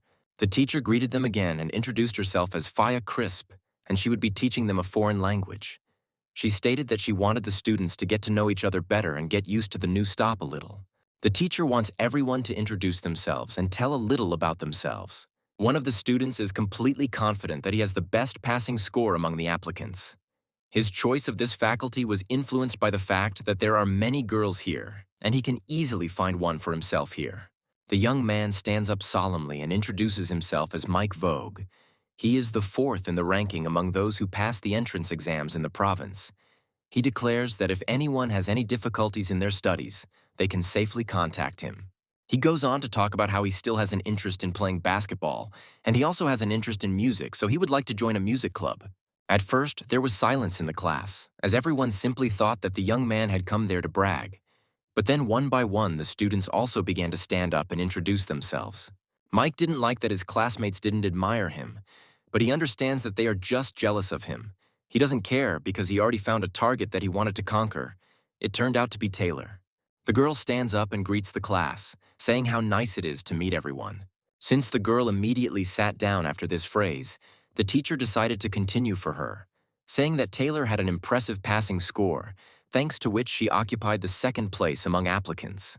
Her classmates liked this, because it turns out that the girl is not at all arrogant or boastful, not like some who only took fourth place and immediately went into hiding. Finally, it was Liana's turn. The girl also simply greeted everyone and sat down in her seat. Here the teacher also had to intervene, saying that this girl had an excellent result. She took third place this year in the entrance exams. The young men were delighted again. They clearly like beautiful and modest girls. And now it's Seraphim's turn. He introduces himself and says that most likely he gave up all his luck for this moment. He even mentions his hobby, which is basketball, and generally says that he is glad to meet you. The teacher is already deciding, and does not miss the opportunity to say that Seraphim became the first among the applicants in terms of entrance exam scores. He is also the first person in the history of the exam to receive a perfect score, so she would like to nominate Seraphim for the position of their group leader. Mike couldn't hold back and started freaking out. He's furious because he doesn't understand why such a person didn't go somewhere to study information technology or finance. At the same time, Chairman Raj was talking to his colleagues. They were just discussing a student who easily solved complex mathematical problems and at the same time chose the faculty of foreign languages. After class, Liana and Seraphim decided to go for a walk. The girl congratulated him on his post as headman. But the young man is afraid that this is not his thing because he has never had experience in such a matter. Liana laughs and infects him with her laughter. She says that there is nowhere else to go, and the young man promises to try. In fact, Seraphim wants to know what his girlfriend thinks about Taylor, how Liana would act in his place. Liana admits that at first Taylor seemed nice to her, but then she began to behave very strangely. The young man notices that his girlfriend clearly dislikes her and immediately suggests refusing to help their friend. But Mrs. Solis decides that since they are all from the same province, they should help each other. Seraphim accepts her offer and decides to go to the chairman. Liana throws herself into the guy's arms, telling him how kind he is. Noticing the teachers in the distance, Seraphim suddenly heard an interesting conversation. One of the teachers was arguing heatedly with others about the fact that Wood's conjecture was one of the 5 most difficult mathematical problems in the world. Raj objected. He understood that the teacher took everything concerning his subject seriously, and that was why this fact made him so wary. But it also called his professionalism into question. The professor simply does not understand why such a gifted boy did not choose the mathematics department. Maybe he simply does not want others to know about his abilities. The chairman claims that he could not force the student to choose something he did not like. The teacher is already losing his composure and shouts that perhaps Raj has conspired with the genius, and he hopes that the chairman is fully aware of how this could affect the prestige of their university. Raj asks Mr. Carlos to watch his speech in the presence of Mr. Shelby, and as for Seraphim, the head replies that a student like him, on the contrary, only increases the authority of their university. The chairman notices Seraphim standing at a distance. The young man awkwardly greets them and says that he was looking for Raj to talk about combat training and asks for a moment of his attention. But the angry teacher asks not to distract them and to immediately tell them why he came here. Seraphim admits that he wants one more person to be freed from these activities. Mr. Carlos does not hold back and once again starts shouting, scolds the young man for having the conscience to ask for such favors. The chairman picks up the boy and asks him to come to him later. And only now did it dawn on Carlos that this was the very student they had been arguing about. He snatches the young man from Raj's hands and, leading him along, menacingly declares that today he will find out what this mathematical genius is really capable of. The chairman was not pleased with this circumstance because Professor Carlos is known for his stubbornness. Now he will not give Seraphim a break. Raj turns to Mr. Shelby as they must ensure that everything goes well. But his colleague objects that if this boy is really as good as they say, then there is no need to be afraid of being tested. Moreover, Seraphim's scores at the entrance exams confirm this. He calls the chairman over to him, saying that they still have many important things to do. Raj begins to get a little worried. He mentally asks the young man to try not to anger Mr. Carlos even more. Meanwhile, the teacher has already brought the student to his office. He asks Seraphim to sit in the chair and explain the Wood hypothesis to him.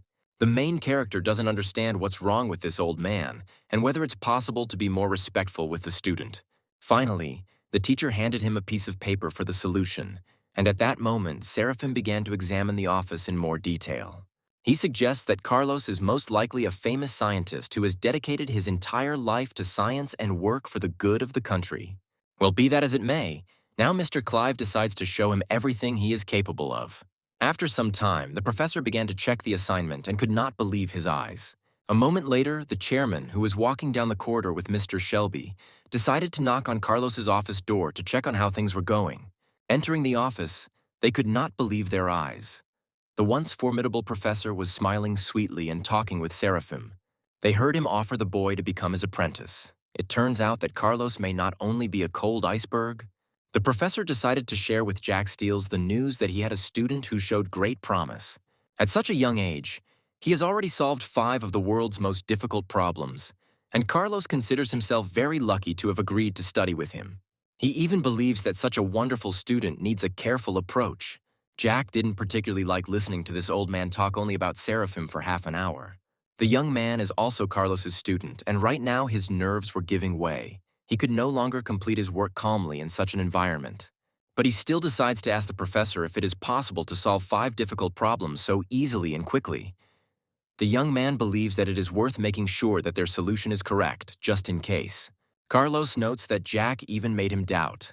Some of the evidence he brought actually seemed a little inaccurate to him.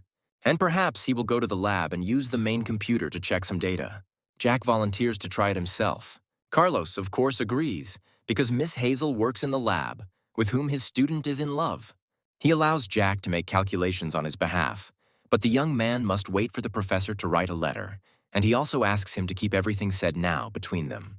If there really are inaccuracies in Seraphim's arguments, then this situation could have a negative impact on his reputation. He may be criticized in the future, so he must take care to ensure that no problems arise. Jack can't stop being angry. He doesn't understand why the professor keeps talking about Seraphim.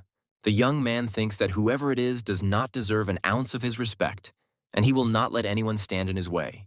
Walking into the computer lab, Jack greets Miss Hazel. The students who are there also note that Miss Hazel Grace is the most talented girl at Anna University. She is in her early 20s, and she already has great fame at the international level. They're just wondering what kind of guy came and keeps hanging around her. Jack introduces himself to Miss Hazel and says that he is here on behalf of Professor Carlos. He wants to use the main computer. After looking at the papers, the girl was surprised to see information about Wood's hypothesis.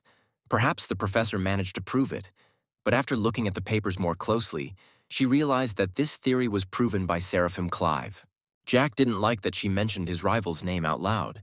Hazel chuckles and replies that she never thought that Professor Carlos, who avoided email, claiming that it was too much of a hassle to figure out how it worked, would ever decide to take his student's advancement seriously.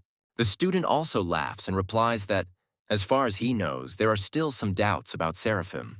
It is said that he deliberately chose the faculty of foreign languages instead of mathematics, because he falsified the results of the exams out of fear that his deception would be exposed. Jack laughs and states that he personally does not suspect him in any way. All this is more likely just rumors, and in fact, Seraphim is smart and talented. Hazel was very unhappy with this suggestion. This was the first time Professor Carlos's student had been revealed to be a fraud, and she thought that this letter was clearly unlikely to be genuine. Jack is jubilant. He managed to outwit the girl and not allow Seraphim to get around him. He will be able to hope for a draw. Moreover, Jack will not allow him to take even the second place. He even wants to tell the international math group about his opponent's cheating. Jack believes that Seraphim will suffer such shame that he never dreamed of. At the same time, a general cleaning is taking place in the men's dormitory. Tyler and Daniel had a falling out while cleaning up, and Seraphim noticed and ordered them to stop, because the sooner they finished cleaning up, the sooner they could go to dinner. Philip supports the head of the room and also tells the guys to do everything as the elder said. His roommates turned to look at him and began to glare at him, which sent shivers down Philip's spine. Daniel and Tyler suddenly started pointing at him and yelling at Seraphim that Philip had just laughed at him. The young man wants to know why they are pointing the finger at him, since he didn't mean anything like that. Seraphim decided to ask the guys why they had been acting strangely since he returned to the dorm. Philip assumes that they are trying to please Seraphim in order to get closer to Taylor. The guys immediately started denying that it was all nonsense and that they simply respected their boss. Philip notes that, one way or another, there are those who are not happy that it was Mr. Clive who took the post of group leader, and now they must be throwing mud at Seraphim behind his back. Mr. Prince is even interested to hear what his neighbor thinks about this. But the main character doesn't care. He thinks that they should think what they want. The guys are shocked that the young man is not upset by this, because the criminals can ruin his reputation. Seraphim thinks that let it be so, their words mean nothing to him. He will just try to be a good headman, because isn't that the most important thing? Philip believes that this is probably how the thinking of a strong person works, and this is what his boss convinced him of. Daniel and Tyler think their boss is cool, and I don't think any evil intentions will work against him. Suddenly, Seraphim received a message from Taylor, reminding him of her request to be excused from military training. Here, Mr. Clive's nerves gave way. This girl seemed to be mocking him. At the same time, Hazel finished the check and asked the lab assistant to tell Professor Carlos that the check calculations were completed. The young man decided to ask what kind of calculations they were. The girl admits that these are calculations that prove Wood's hypothesis, and they are correct. The lab assistant is shocked by what his colleague just said, because isn't Wood's hypothesis one of the most difficult problems in the world? Miss Grace became angry and said that if she were him, she would not have kept the professor waiting. While the lab assistant ran away, she thought that whoever the guy was who managed to solve this serious hypothesis, she couldn't believe that with such talent, he didn't even try to apply to the physics and mathematics department. But if what Jack said is true, then he acted dishonestly, falsified the exam results. 6 hours later, Professor Carlos called Seraphim to come with him. He wants to show his student the most advanced computer in all of China so that in the future he can use it to check his calculations. But that's only one of the reasons they're here. The second is that he wants to introduce him to a young genius at their university. Entering the office, they were already greeted by a joyful Miss Hazel. Seeing the young man next to Carlos, she asked who it was. Seraphim introduced himself to her and said that he had heard a lot about how the professor had described Miss Grace's brilliant mind. But Hazel's reaction was only cold. She stated that he hadn't even had time to enroll yet and was already trying to gain everyone's trust. Ignoring the shocked faces of the men, the girl handed the professor the calculations for Wood's hypothesis and said that they gave her a couple of thoughts. Carlos doesn't understand what's going on because Hazel has never behaved so rudely before, but he pushes these thoughts away and carefully looks over the calculations. And suddenly he joyfully shows these sheets to Seraphim, telling him to look. Hazel begins to get even more angry, as she does not understand why the professor is showing the boy these papers. Seraphim persistently tries to understand why the girl is so angry with him, but suddenly his thoughts switch to something else. He received a new task from the system. The young man thought, because Professor Carlos respects Miss Hazel very much, so he needs to establish a relationship with her. But first, he needs to put her in her place a little. And then, out of the blue, he points his finger at the calculations and tells the professor that there is an incorrect equation. The girl becomes wildly enraged and is ready to attack the student with her fists. But Carlos stops her and tells her that there really is a mistake. He asks her to look more closely at the third line of the calculations. Seraphim reports that he fears that the overall concept presented by Miss Grace is not fully thought out, and that it would be better to choose a different direction. The sun had already begun to set behind the horizon when the professor shouted, "Bravo!" And Hazel was amazed, because she did not expect such good suggestions from Seraphim. The young man laughs and admits that he was simply struck by inspiration. Miss Grace bows her head before him and asks for forgiveness, because there was a misunderstanding between them, and she should not have doubted him. However, she has one question. Why does he allow such talent to go to waste at the Foreign Language Institute? And she suggests that he transfer to the Physics and Mathematics department, because he doesn't want his school years to be wasted. But before answering, Seraphim wants to know what university is for a girl like her. Hazel replies that for her, university is one of the stages of the educational system. Mr. Clive believes that the essence of a university is not in one thing, but in several components, such as professors, laboratories, and others. He wants to say that the choice of faculty is not the endpoint of his education. He can study any subjects he wants. Otherwise, there would be no such thing as an interdisciplinary subject. But Miss Grace thinks the first thing he needs to do is have a clear idea of what he wants to do. Seraphim admits that he entered the Faculty of Foreign Languages only because he wanted to be close to someone dear to him. Yes, they are students, and it is important for them to get a good education. But first and foremost, they are people who have feelings.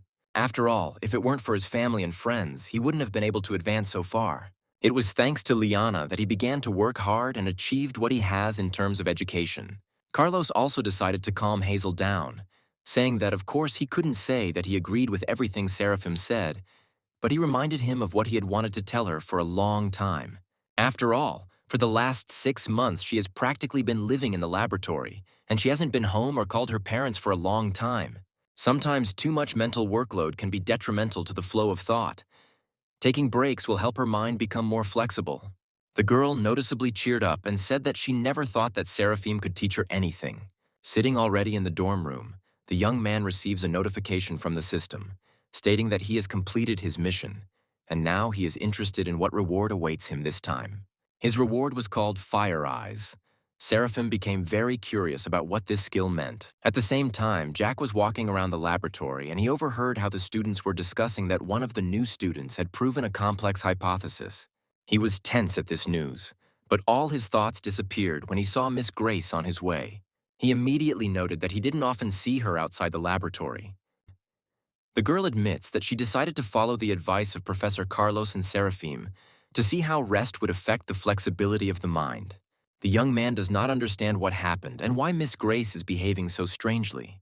He decides to find out if she has already met Seraphim Clive, because he warned her that he cannot be trusted. Jack is afraid that he got into university by deception, and who knows what else he might do. Hazel's expression suddenly changed, and she asked Jack not to talk about Seraphim like that, because he turned out to be a great boy. She apologizes and says that she wants to continue walking. Seeing the object of his desires move away, Jack begins to get angry.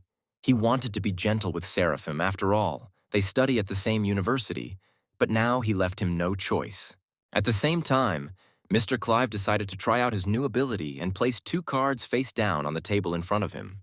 To his surprise, looking at them, he was able to see what kind of card it was, its value and suit. It turns out to be Fiery Eyes. This is X-ray vision. He asks his roommate to help him and tells him to sit next to him. Seraphim wants Tyler to turn his back on him and shuffle the cards. Tyler doesn't understand what they want from him and wonders if his neighbor is practicing some kind of magic trick. But he still does everything as he was told and shows Seraphim the cards. After looking closely, the young man answers that the 2 of diamonds is on the left and the 3 of clubs is on the right. Tyler thinks this is incredible and wants to know how his neighbor did it. The young man tries to understand whether Seraphim simply made marks on the maps. The main character already realizes that this ability can be a good help to him. In the midst of learning his new ability, he receives a call from Professor Carlos. When he picked up the phone, a cry came from there, which said that Seraphim should come to the professor quickly because he had urgent business with him. An anonymous person accused him of academic fraud, and now an international delegation is coming to them to clarify the circumstances. Carlos warns that the members of this delegation are very serious and don't care whether he was able to prove Wood's hypothesis or not. For some reason, they are sure that Seraphim passed off other people's records as his own. It's not hard to understand that Jack started all this. He wants the young man to embarrass himself in front of all the members of the Chinese Mathematical Society tomorrow. Scientists all over the world can be divided into 4 classes. The first class of scientists are those whose achievements are limited to mastering a certain set of knowledge. The most they can achieve is to receive a few patents for inventions. But there are those who believe that such people do not deserve an academic degree. Second-class scientists make revolutionary discoveries and try to find explanations for controversial phenomena. Their scientific articles are published in prestigious journals. Third-class scientists are one step away from reaching the frontier of human knowledge, and their skills are sufficient to organize a whole set of theories and ideas and then pass them on to the younger generation. Scientists of the fourth class are able to introduce to humanity a new field that goes far beyond the limits of knowledge, which is necessarily recognized by all other scientists on Earth. Today, there are no more than 100 fourth-class scientists in total.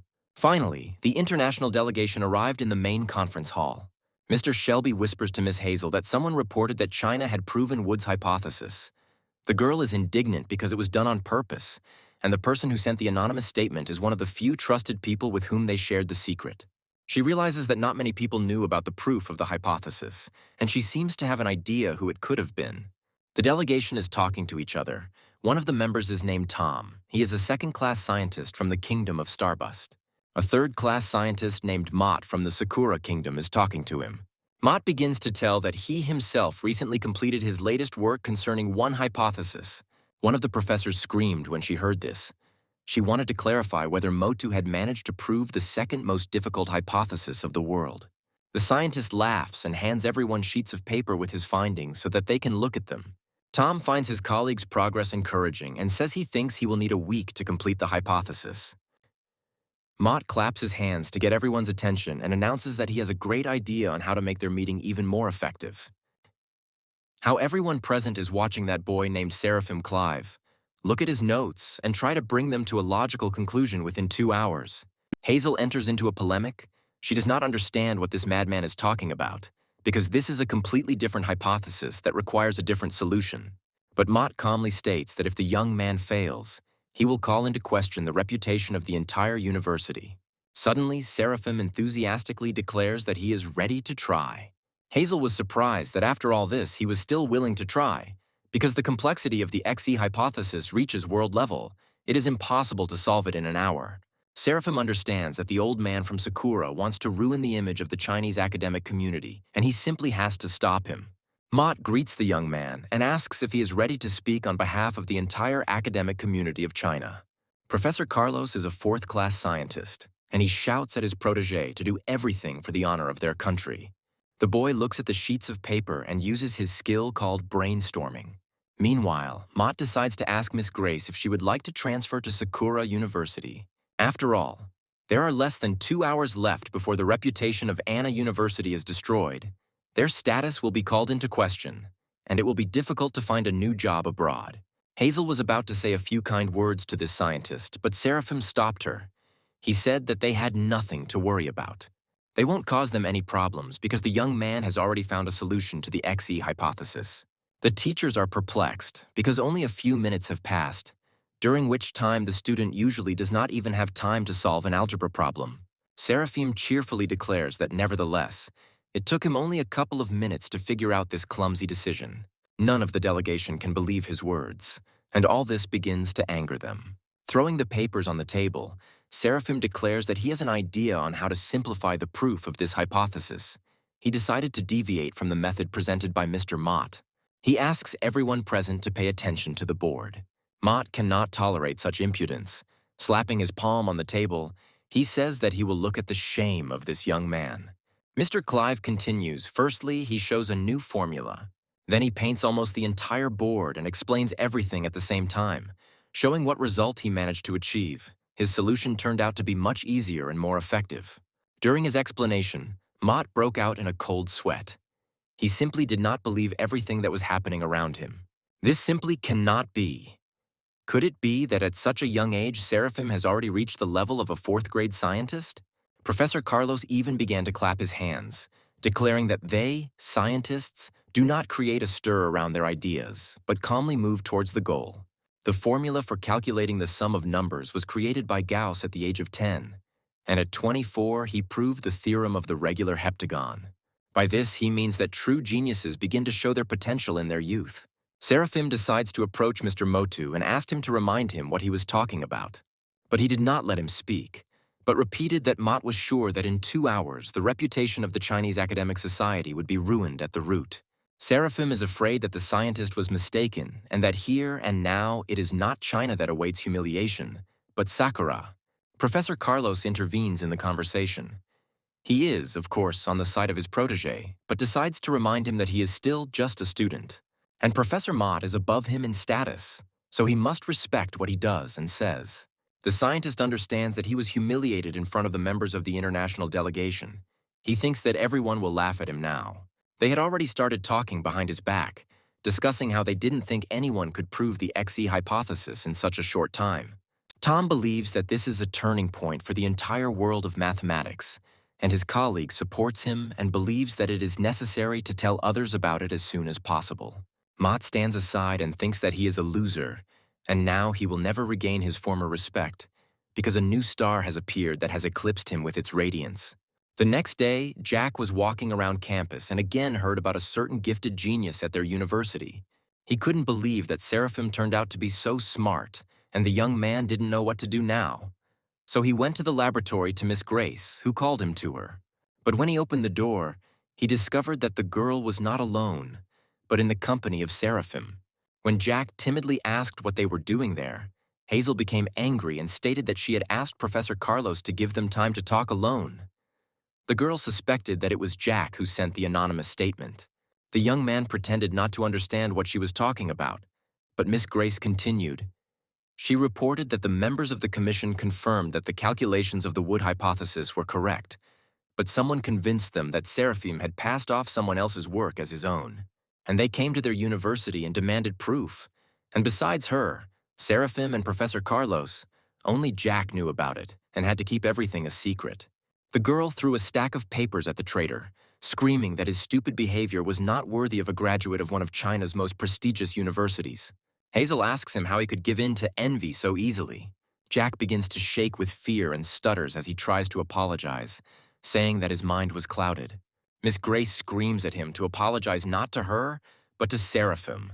Jack gets to his feet and tries awkwardly to squeeze out an apology. Seraphim laughs because he thought that Hazel called him here for some important matter, but it turned out to be such a trifle. This really angered Jack. He asks the young man if he cares that his life could have gone downhill. Seraphim leans towards him and says that they have been working all their lives for a bright future, and this incident became an unusual obstacle on the way to it, which he overcame and is ready to move on. Already in the dorm room, Tyler, having heard this story, was surprised. Who would have thought that Mr. Clive would be set up by a senior student? He would not have been able to forgive him so easily in his place.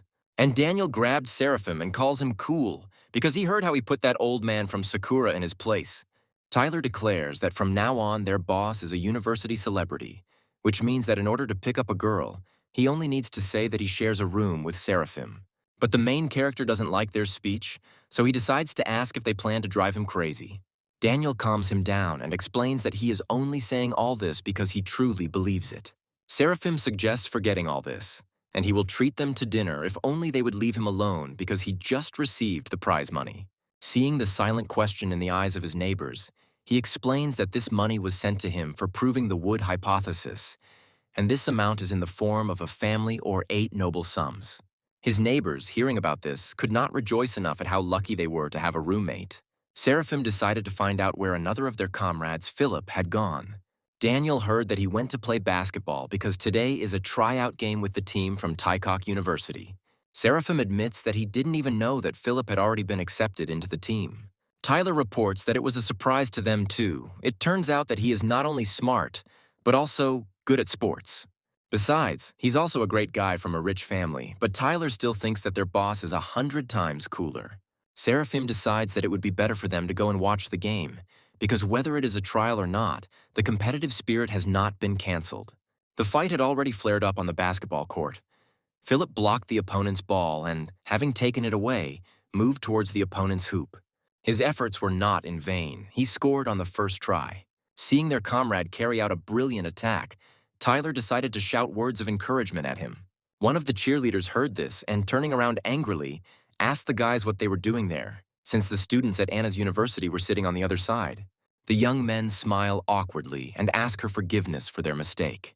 Suddenly, the fans took a closer look at the young man's face and recognized him as Seraphim, the genius everyone talks about, and this melted their hearts. They confessed to the main character that they are his big fans. This delight was noticed not only by Seraphim, but also by the basketball team of Anna University. The guys reacted very negatively to the fact that all the attention was not going to them. But the game continues. The opponent tries to get around Philip, who blocks him. Suddenly, he hits the young man right in the solar plexus.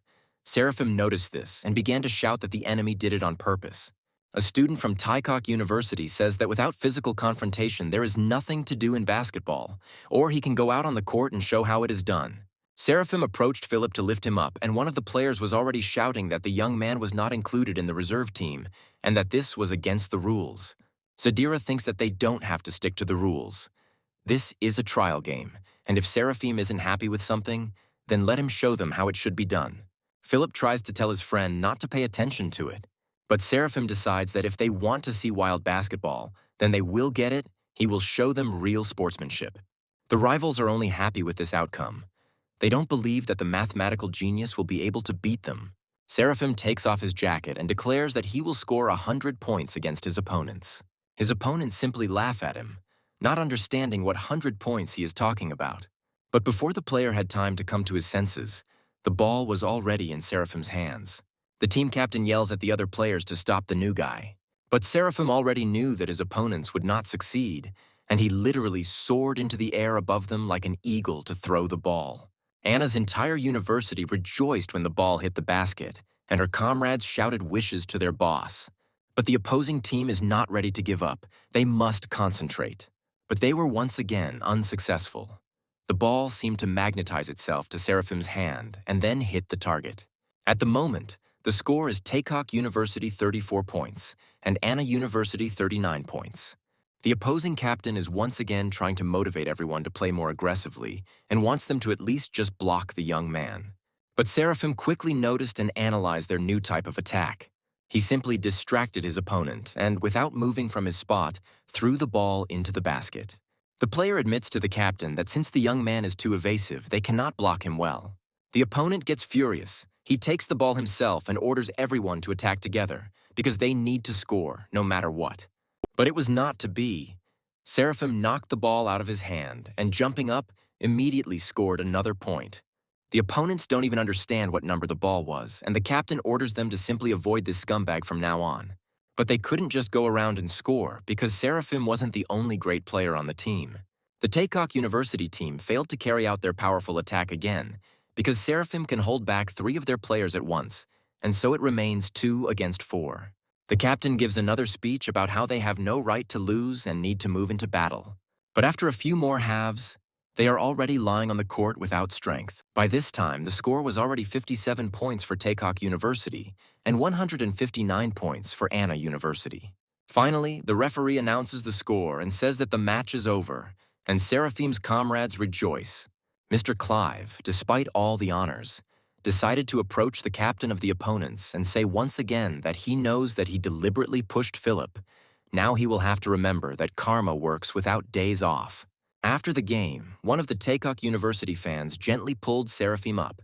The young man thought that she wanted to stand up for her captain, but in fact, she wanted to ask the young man for an autograph. Other fans hurried after her with open notebooks at the ready. They even managed to quarrel over who should get the autograph first. Then another fan materialized behind him, which made him even more scared.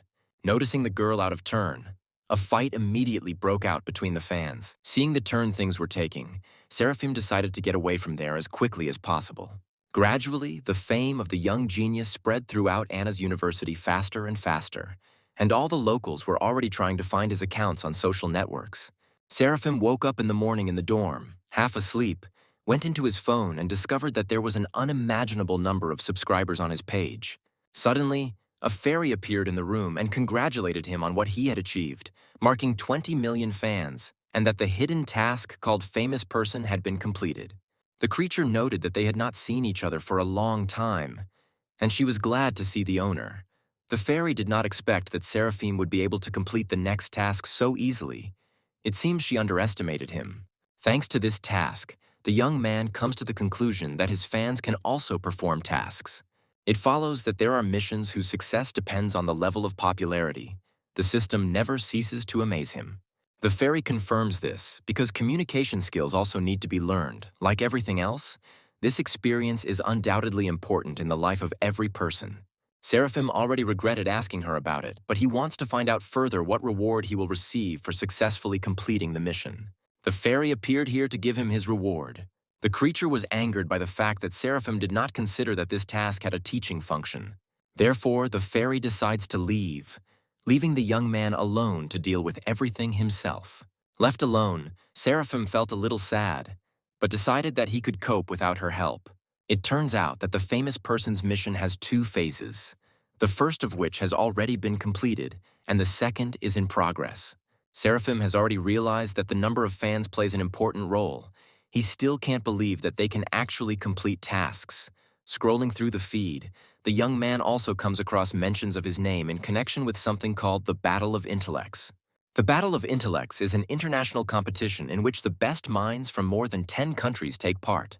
China, the land of lighthouses, the land of cherry blossoms, the land of eagles, and the land of witches are competing for first place in different fields of knowledge. In the last game, the winner was a contestant from the country of Maikov, several steps ahead of his rivals. China took a less responsible approach to selecting candidates this time, but was still only a few points behind. Competitions like these don't show the true potential of an entire country, but the public doesn't think so. The country of Myax, which won first place, made fun of China, thereby angering its people, and this time China is demanding revenge. At this point, Taylor finished her explanation about this show. She explains to Seraphim that the country has high hopes for him. Everyone thinks that he will be the one to put the country of lighthouses in their place. The young man considers this another stupid show. He is already thinking that if he had known in advance that Liana had morning classes, he would not have come here. He tells Taylor that it's not worth worrying about and to just forget about it since he won't be participating. But first, the girl offers him something to look at. Seraphim picks up the tablet to watch the winner's interview, fully confident that it won't convince him otherwise. The winner says that this time they will have only one goal, to retain the title of winner. The interviewer chuckles and says that there is talk that in China there is one genius boy who is capable of competing with the country of lighthouses. The winner laughs and points out that she probably means a student who received invitations from different universities at the same time. The contestant shrugs and replies that he very much doubts that an 18-year-old boy will be a strong competitor to him. The interviewer replies that it is hard to believe, but there is information that he disgraced the mathematician of the sacrostate. The man believes that these are all Asian tricks that you shouldn't fall for because they are mired in vanity. From the side of the country of Mayakov, real students will participate in the battle of wits. China, in his opinion, expels those who have already graduated from university. He even wants to bet that their vaunted genius won't even show up on the show, thus showing his worthlessness. Once Seraphim finished watching, Taylor invited him to leave comments. There were a lot of words under the video about how China will not give up and they must definitely win. At that moment, Seraphim learned that he had been able to complete the second phase. This time, the young man will not stand aside. He declares that he will take part in the Battle of Intellects. It wasn't long before the news came that Seraphim would be taking part and fighting for the title of king in the Battle of Intellects. While Liana and Seraphim were walking in the park, they had already heard strangers talking about this topic several times. Miss Solis noted that her betrothed is quite popular. Suddenly, her smile disappears, and she admits that she is angry that he did not tell her that he would be taking part in international competitions. The young man had already managed to get seriously scared when Liana burst out laughing again and said that she was actually joking. However, she noticed that he had not only fans, but also haters. Liana tells the guy to try hard, and he declares that they will definitely get the king of the Battle of the Intellects Cup. The girl laughs again, and they decide to continue their walk.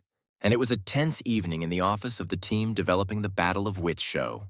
One of the employees burst into the boss's office and announced that they had lost their last sponsor. The boss thinks this is outrageous, because what kind of trusting relationship can we talk about when they are treated like this? The assistant wants to know what they should do now, because they have already spent too much money from the company's budget on television and radio broadcasting. The boss remembers a meeting a couple of weeks ago about investing funds and discussing where they would be spent. This becomes another headache for the boss. They have little time. He is not sure that they will be able to find a new sponsor. In addition, losing the Battle of Wits led to attacks from haters from other countries. He's afraid that few will want to join the team this time. The assistant wants to tell the boss one more piece of news, and the boss asks him not to mumble. He reports that Seraphim Clive has decided to join them in the upcoming competition. The boss doesn't quite share this joy, since he doesn't understand what use this boy is in their situation. Let's say he became one of the participants and can even make it to the international stage, but will he be able to beat all the participants from other countries and become the champion of the Battle of Wits? Of course, he has lost quite a lot of fame, but what does that give them? Their goal now is to increase ratings. The boss notes that this Seraphim is very famous, but what if he fails at the national stage? The head thinks that now they need to worry more about how to advance to the top programs and find sponsors, and it seems that they should reconsider the questions for castings. In the dormitory, roommates were already lined up to Seraphim so that he could tell them how to solve some problem. Tyler notes that Daniel is distracting their boss from reading as usual, but the young man explains that he just wants their comrade to practice explaining assignments and feel confident on the show. They are interrupted by Seraphim, who informed them that those responsible for developing the program called him and said that he did not need to go through a casting, and that he automatically gets into the first round. The boys are happy for him and think that it was the director who rated his abilities so highly. Daniel noticed that Philip had become strangely quiet and was sitting in the corner of the room, so he asked what the young man was so busy doing. Philip replies that he is busy browsing the most discussed news on the internet, and he seemed to have found out that their boss was the only one who was exempted from the casting. In addition, he reports that many anti-fans have appeared who want to put Seraphim in an awkward position. The protagonist slams the book shut and decides to repeat once again that there is no need to worry about him, because in the face of absolute talent, nothing matters. 3 days later, the king of the Battle of Intellects debate, the qualifying round, takes place. The charming host greets everyone, introduces herself as China, and declares the qualifying round open. After the first audition, only 100 candidates out of tens of thousands of applications were able to advance to this round. And today, the final round of participant selection awaits them. They prepared 100 sites for their candidates to compete with each other. Contestants will answer questions simultaneously, but only the first 10 people who give the correct answer will receive points. Then the 10 participants with the best results will become real competitors. They will later represent their countries at an international tournament. China asks once again to welcome today's candidates, and everyone starts clapping until the confetti stops falling from above. The tournament began, and the first question appeared on the board. Tyler and Philip did not understand anything. The picture looked more like some kind of mosaic. Suddenly, Tyler noticed that many of the players were looking at the screen with their heads tilted strangely. Philip recalls hearing about a similar technique called 3D Eye. With its help, you can superimpose several pictures on top of each other, and the different elements will immediately be highlighted. He realized that they were studying the screen from top to bottom vertically and from left to right horizontally, most likely combining several photographs into one large one, and then comparing them to quickly find differences. Tyler chuckles. Now it makes sense, after all. Only the first 10 people will be able to get points. And at that moment, the comrade was seized by panic. What if Seraphim doesn't know how to use the 3D Eye technique? An assistant ran into the technical room with the news. He brought the boss the hottest internet news. The headlines were already saying that the country's top genius, Seraphim Clive, couldn't even pass the qualifying round.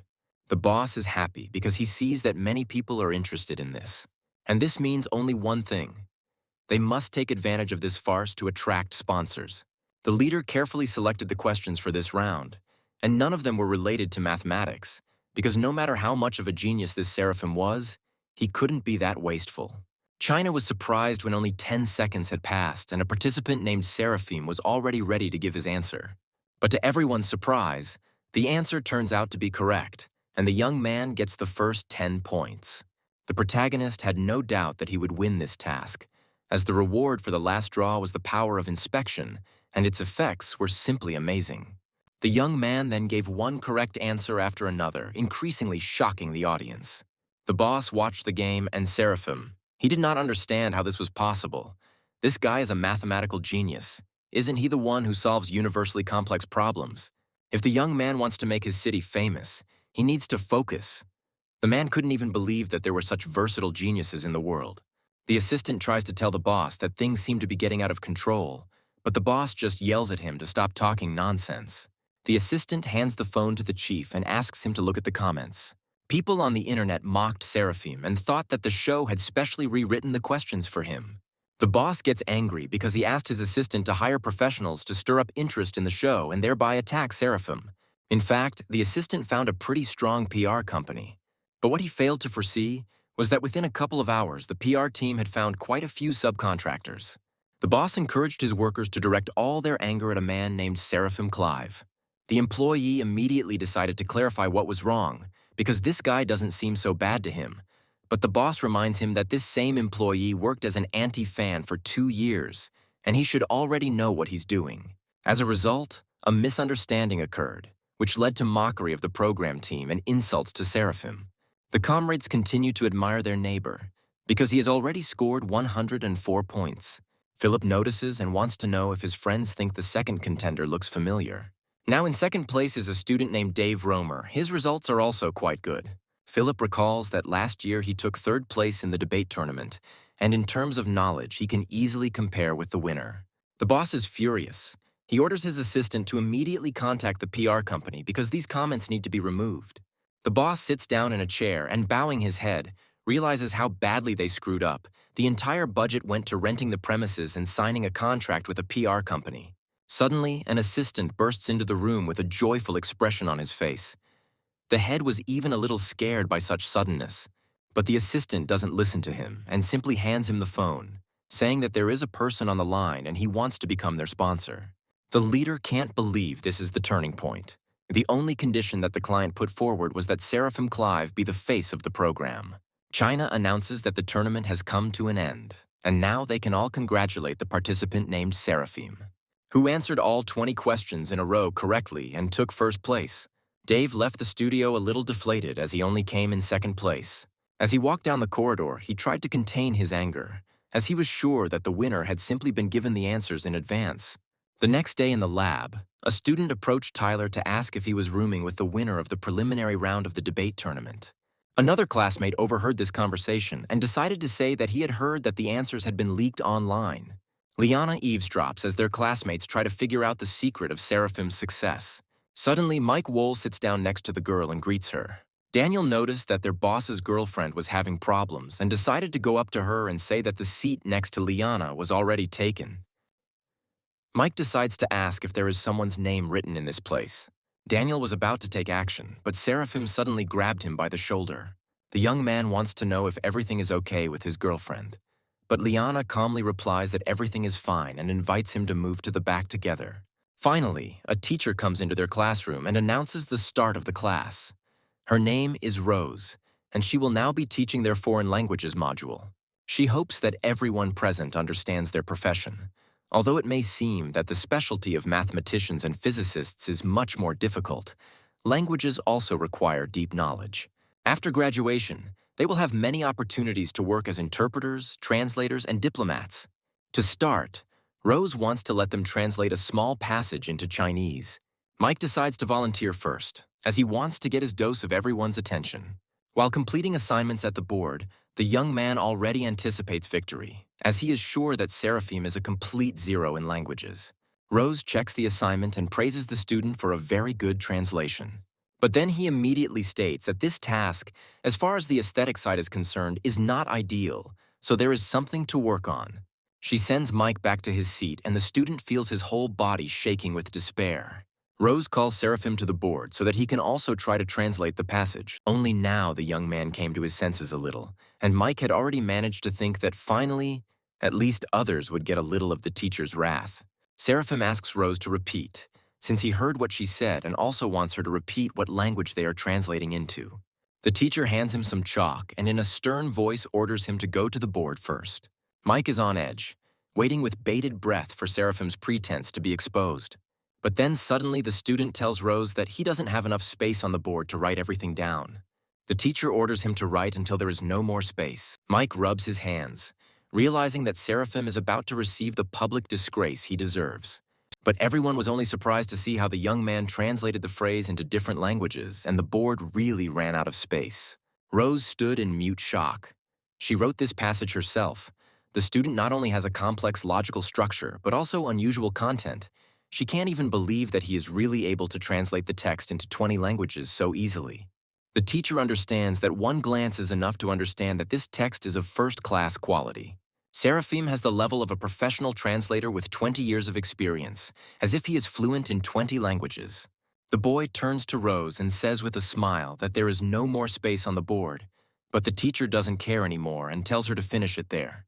Having declared the class over, she wondered if an 18-year-old student could be fluent in more than 20 languages, and Rose wanted to talk to the dean about it. Seraphim sits down next to Liana and asks if she has seen how good he is. The girl praises him, but at the same time wants to know when her boyfriend started to stand out so much. Of course, Seraphim can't tell her that everything he has now is thanks to the educational system. 8 hours ago, a fairy visited him and said that his performance in the rematch helped him advance in his mission. He asks the creature to show him the panel, and the fairy does so. A screen appears in front of him. The young man sees that nothing has changed in the table except Fauna's points. He became curious as to why this indicator was always at 0. The fairy explains that Fauna's points are equal to achievement points. Since Seraphim has not reached a certain level, the point system is locked. The young man doesn't understand how he could not reach a certain level if he has 13 million subscribers. The creature replies, somewhat mockingly, that he needs 20 million for this. The hero then decides to lie on the bed and think about where to get so many fans.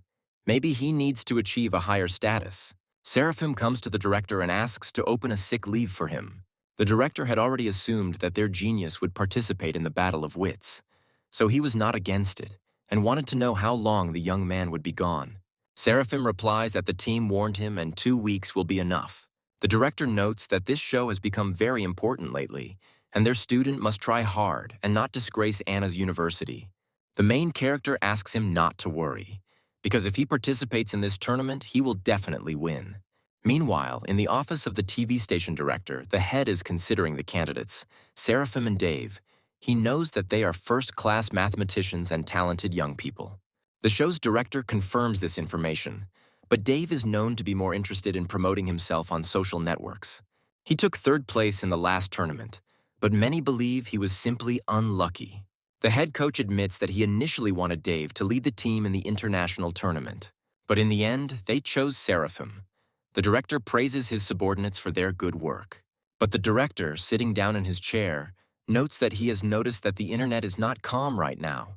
The head supports his boss and responds that people nowadays send spam to everyone. People will always find something to argue about, especially when it comes to fans of various TV projects. They can't live without insulting someone. The director tells the head of the program to keep a close eye on this and always be aware. And the most important thing to remember is that they have an entertainment show. They need to make sure that the opinion of the viewers is in their favor. The director also promised the employee that if he tried hard, a great future awaited him. And finally, all the participants and the head of the TV channel gathered for a general meeting. The director announces that for the sake of the popularity of their show, they have decided that each participant will choose an individual challenge for themselves and immediately warns that repeats are prohibited. One of the participants was unhappy with this task and thought it was unfair. The head also stated that they invited Professor Carlos from the University of Science and Technology. He will judge them and give a fair assessment. While everyone started whispering about the professor, the director immediately decided to confirm that this is exactly who they were thinking about and reminded them about the tasks, that they can choose the difficulty from 1 to 10. As a result, the participants should receive the most objective assessment possible. Of course, the head hopes that the guys will do everything possible. After all, even an average genius cannot complete a task of the 7th level of difficulty perfectly. The grumbling young man seemed to calm down when he heard that Professor Carlos would be there. But suddenly he was pulled up short. It turns out that the last person may find himself in a disadvantageous position. The director says that he gathered them all so that, in the end, they would choose the best project. Seraphim raises his hands and says that since he came last, he will choose from the remaining options. Hearing this, Dave decides to go first and draw a card. But the head is not very happy about this because Seraphim is the face of their program. Dave checks with everyone present to see if they are okay with him taking the card. The leader, seeing that the difficulty of his card is 9, decides to clarify whether the young man is sure that he wants to leave this option. But the young man stands his ground. And so, finally, all the students drew their cards, and it was Seraphim's turn. The main character pulled out a card with the 10th level of difficulty. The task is that the subject examines 500 glasses, appoints a spectator, and chooses one of the glasses. He then turns away and closes his eyes while the viewer changes the glasses randomly. Once the arrangement is changed, the subject must find the chosen glass of water, judging only by sight. Dave asks his opponent if he will stop at such a question. Seraphim reminds him that this is the essence of choice. The opponent sighs and promises that they will definitely watch Mr. Clive's performance. Dave is about to leave and finally states that he hopes that there are no fake players on the show. As soon as the young man left the room, the participants immediately labeled him as a rather ill-mannered person. Seraphim doesn't understand what's wrong with people and why they don't like his question. How should they even care? The director of the program reminds the young man that there are many students from the Imperial University among the participants, and it is not surprising that they do not like him.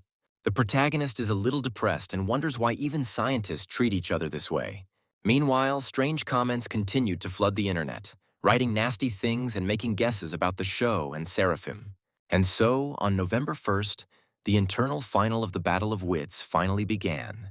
China standing in the spotlight, greeting all the participants. Opening the national finals, she said they were honored to welcome Professor Sid, who would be judging the contestants' performances. Sid is the youngest expert in the field of neuroresearch, and his works have received recognition from the scientific community not only in his homeland, but also throughout the world. The professor promises that science is the only criterion by which he will judge. The head of the channel, left alone with Seraphim, wanted to discuss preparations for choosing a viewer for the test, whether it would be necessary to do this in advance or the young man would handle it himself. The young man does not understand why this is necessary, and the director begins to explain to him that he needs a trusted person, since he is not seriously planning to carry out this task alone.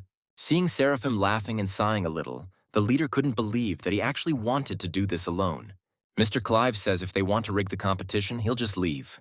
Now, watching the live broadcast of the program, its director prayed that the young man would not let him down. Sid evaluates the performance of the first participant and says that it is worthy of 9 points, but considering the difficulty, he can only give 54 points.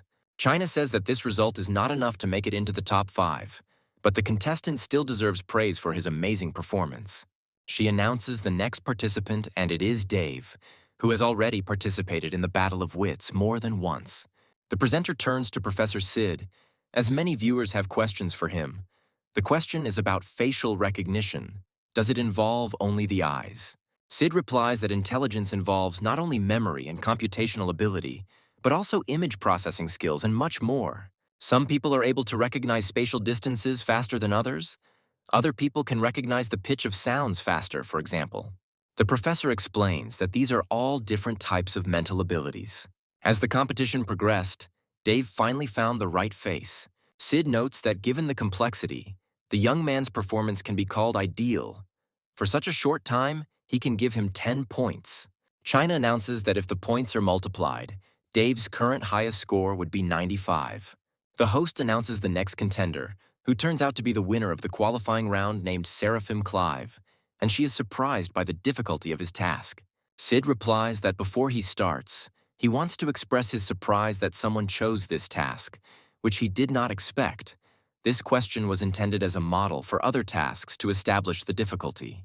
China replies that first they need to choose a spectator who will help them complete the task. Finally, one of the spectators was chosen. He quickly went to the stage and stood next to Seraphim. At the second studio, others are watching the proceedings. A participant asks Dave why he suggested the viewer. Did he really want to put on a show with Seraphim in the lead role? The young man replies that he doesn't care about it. He just doesn't want anyone to rig the results. Backstage, he checked all the props to make sure they were okay, too. Dave suggests that even if this Seraphim has aces up his sleeve, the only way to see the difference in the glasses is to resort to cheating. Unless the spectator is a fake, only shame awaits him. One of the participants also suspects that it is impossible to complete this task without cheating, while Dave believes that it is unknown how this fool Seraphim got into Anna's university. The viewer looks closely at the glasses and realizes that they don't seem to have any markings. Finally, he selects 2 glasses and points them to Seraphim. After examining the glasses for a bit, China asks him if they can move on to the next part of the challenge. The young man is given a sleep mask so that he can't see anything. The presenter wants to know what the professor thinks about Seraphim's chances of success. Sid doesn't dare to assume the probability of success, but he believes that this test has reached the limit of human capabilities. But since he is asked to do so, he thinks that the young man's chance of guessing is close to 1%.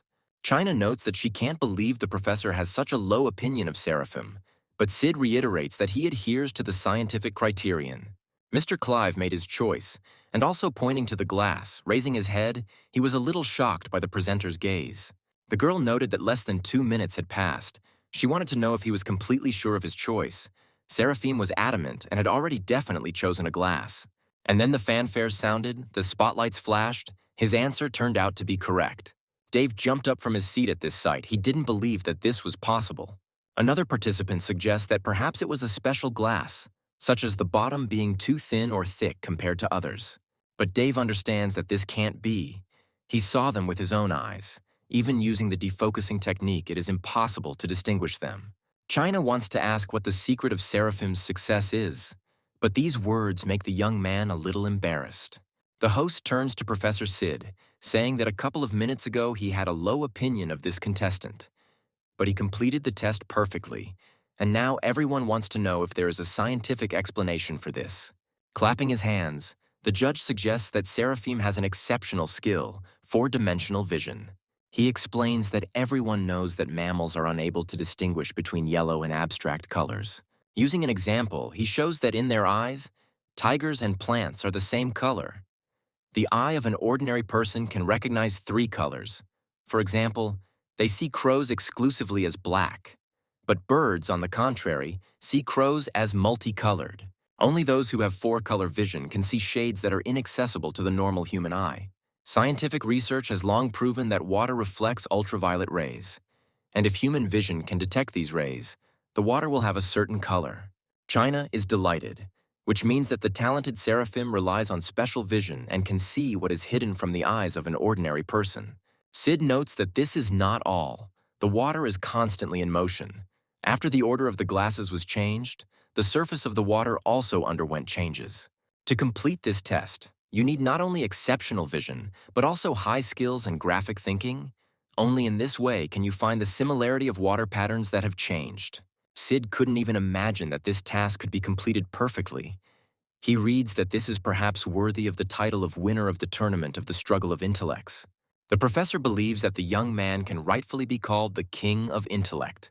At the same time, an overseas tournament of intellectual struggle was being held.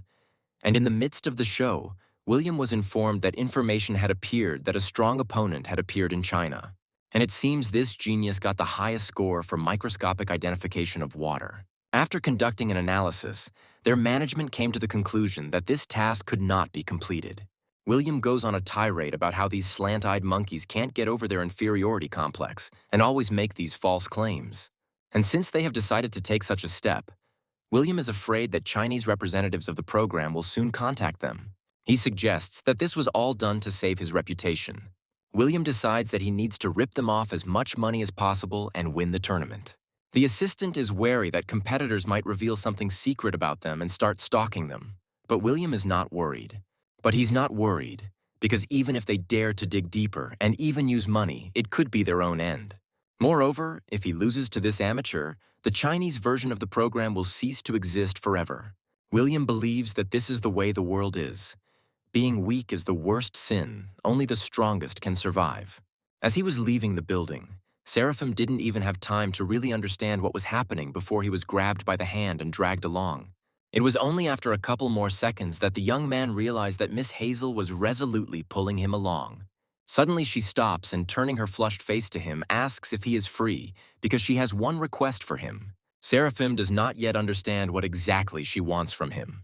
Miss Grace blushes even more and admits that this is a personal matter and she needs his help. The young man laughs and asks her to tell him everything because they are not strangers. Hazel musters up her courage and admits that her parents insisted that she go on a blind date, and she wants Seraphim to pretend to be her boyfriend. This request shocked the hero. Mr. Clive tries to say delicately that he has a girlfriend, and why doesn't Hazel turn to someone else? She admits that she hasn't had any friends since childhood, and Seraphim is the only one with whom she communicates closely. Seeing that the young man does not want to participate in this adventure, she decides to resort to blackmail and declares that if he does not help her, he can forget about her. Seraphim asks her not to scare him anymore, and he still agrees to help her. The girl happily grabs his hands and continues to drag him along in an unknown direction. She decides to tell him that they are going shopping, because the young man didn't think that he would go on a date dressed like that. Seraphim objects and says that he thinks that everything is fine with these clothes. Hazel explains that his outfit is fine for everyday wear, but is not suitable for such a special occasion, so they need to buy him a formal suit. The young man was a little taken aback.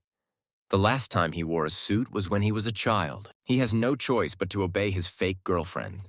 And now he enters the restaurant dressed in a brand new suit. Seeing the decor of the establishment they came to, Seraphim understands that this is a nice place. Hazel admits that she doesn't know what her parents were thinking, but they introduced her to a 30-year-old man. She doesn't understand. Her relatives apparently think that she is not able to find a husband for herself, but that it should be a man who suits her and no less talented. They are finally met by a waitress who wants to know if they have reserved a table. Seraphim replies that they will send Terry here to meet with Lucius. Finally, the girl takes them to the right table, where a man is already waiting for them. Lucius gets up from the table to greet Hazel, but immediately notices that there is another companion next to her.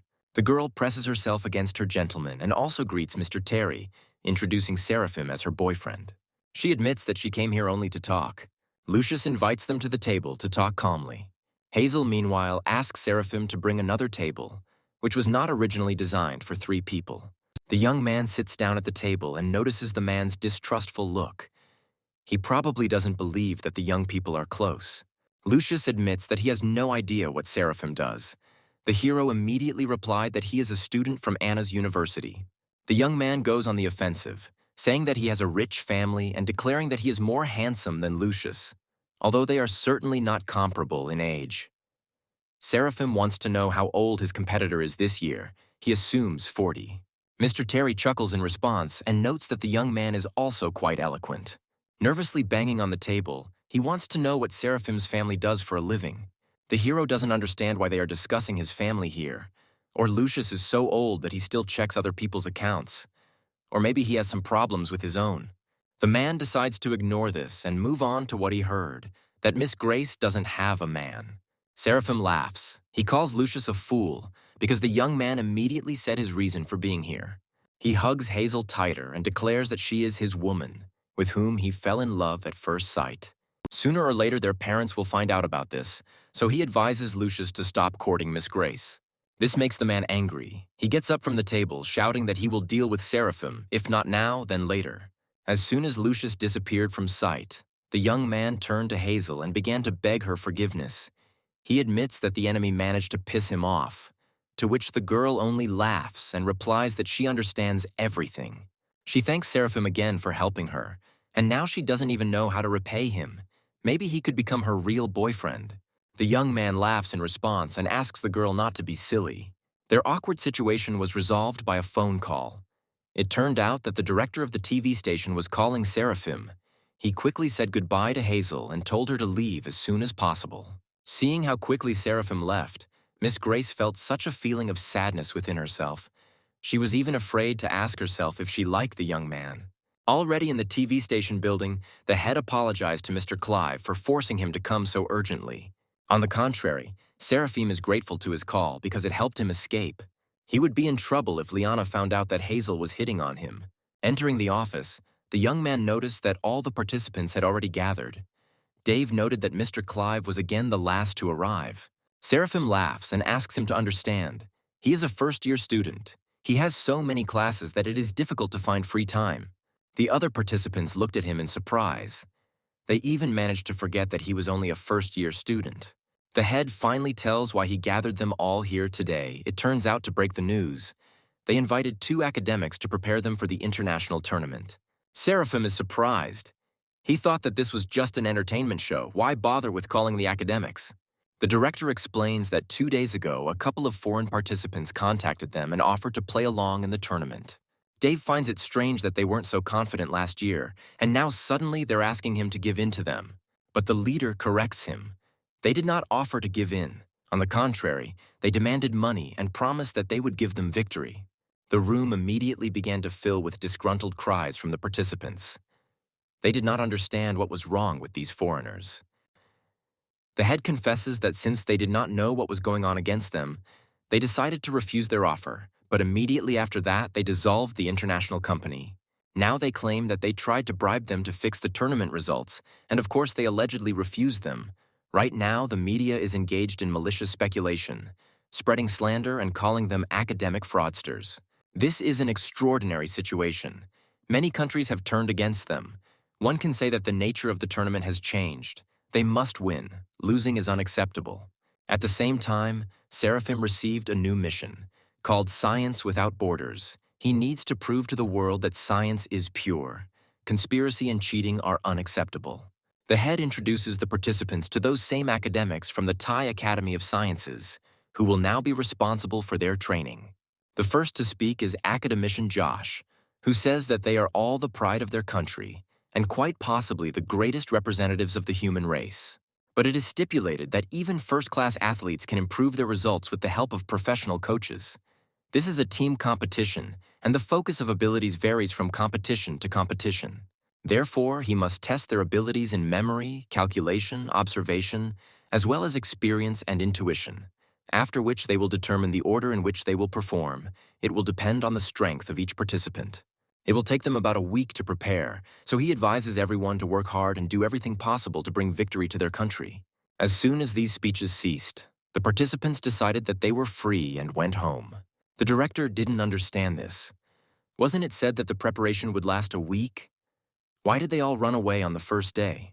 Josh notes that there is no need to be here all the time, and also wants to say that he does not believe that they finally have an all-round genius. This time, they will definitely win. A week later, standing at the airport, Seraphim said goodbye to Liana. The girl was excited and wanted her boyfriend to give it his all, but her companion reassured her and promised that he would not lose. A warning sounded that boarding for his flight had already begun.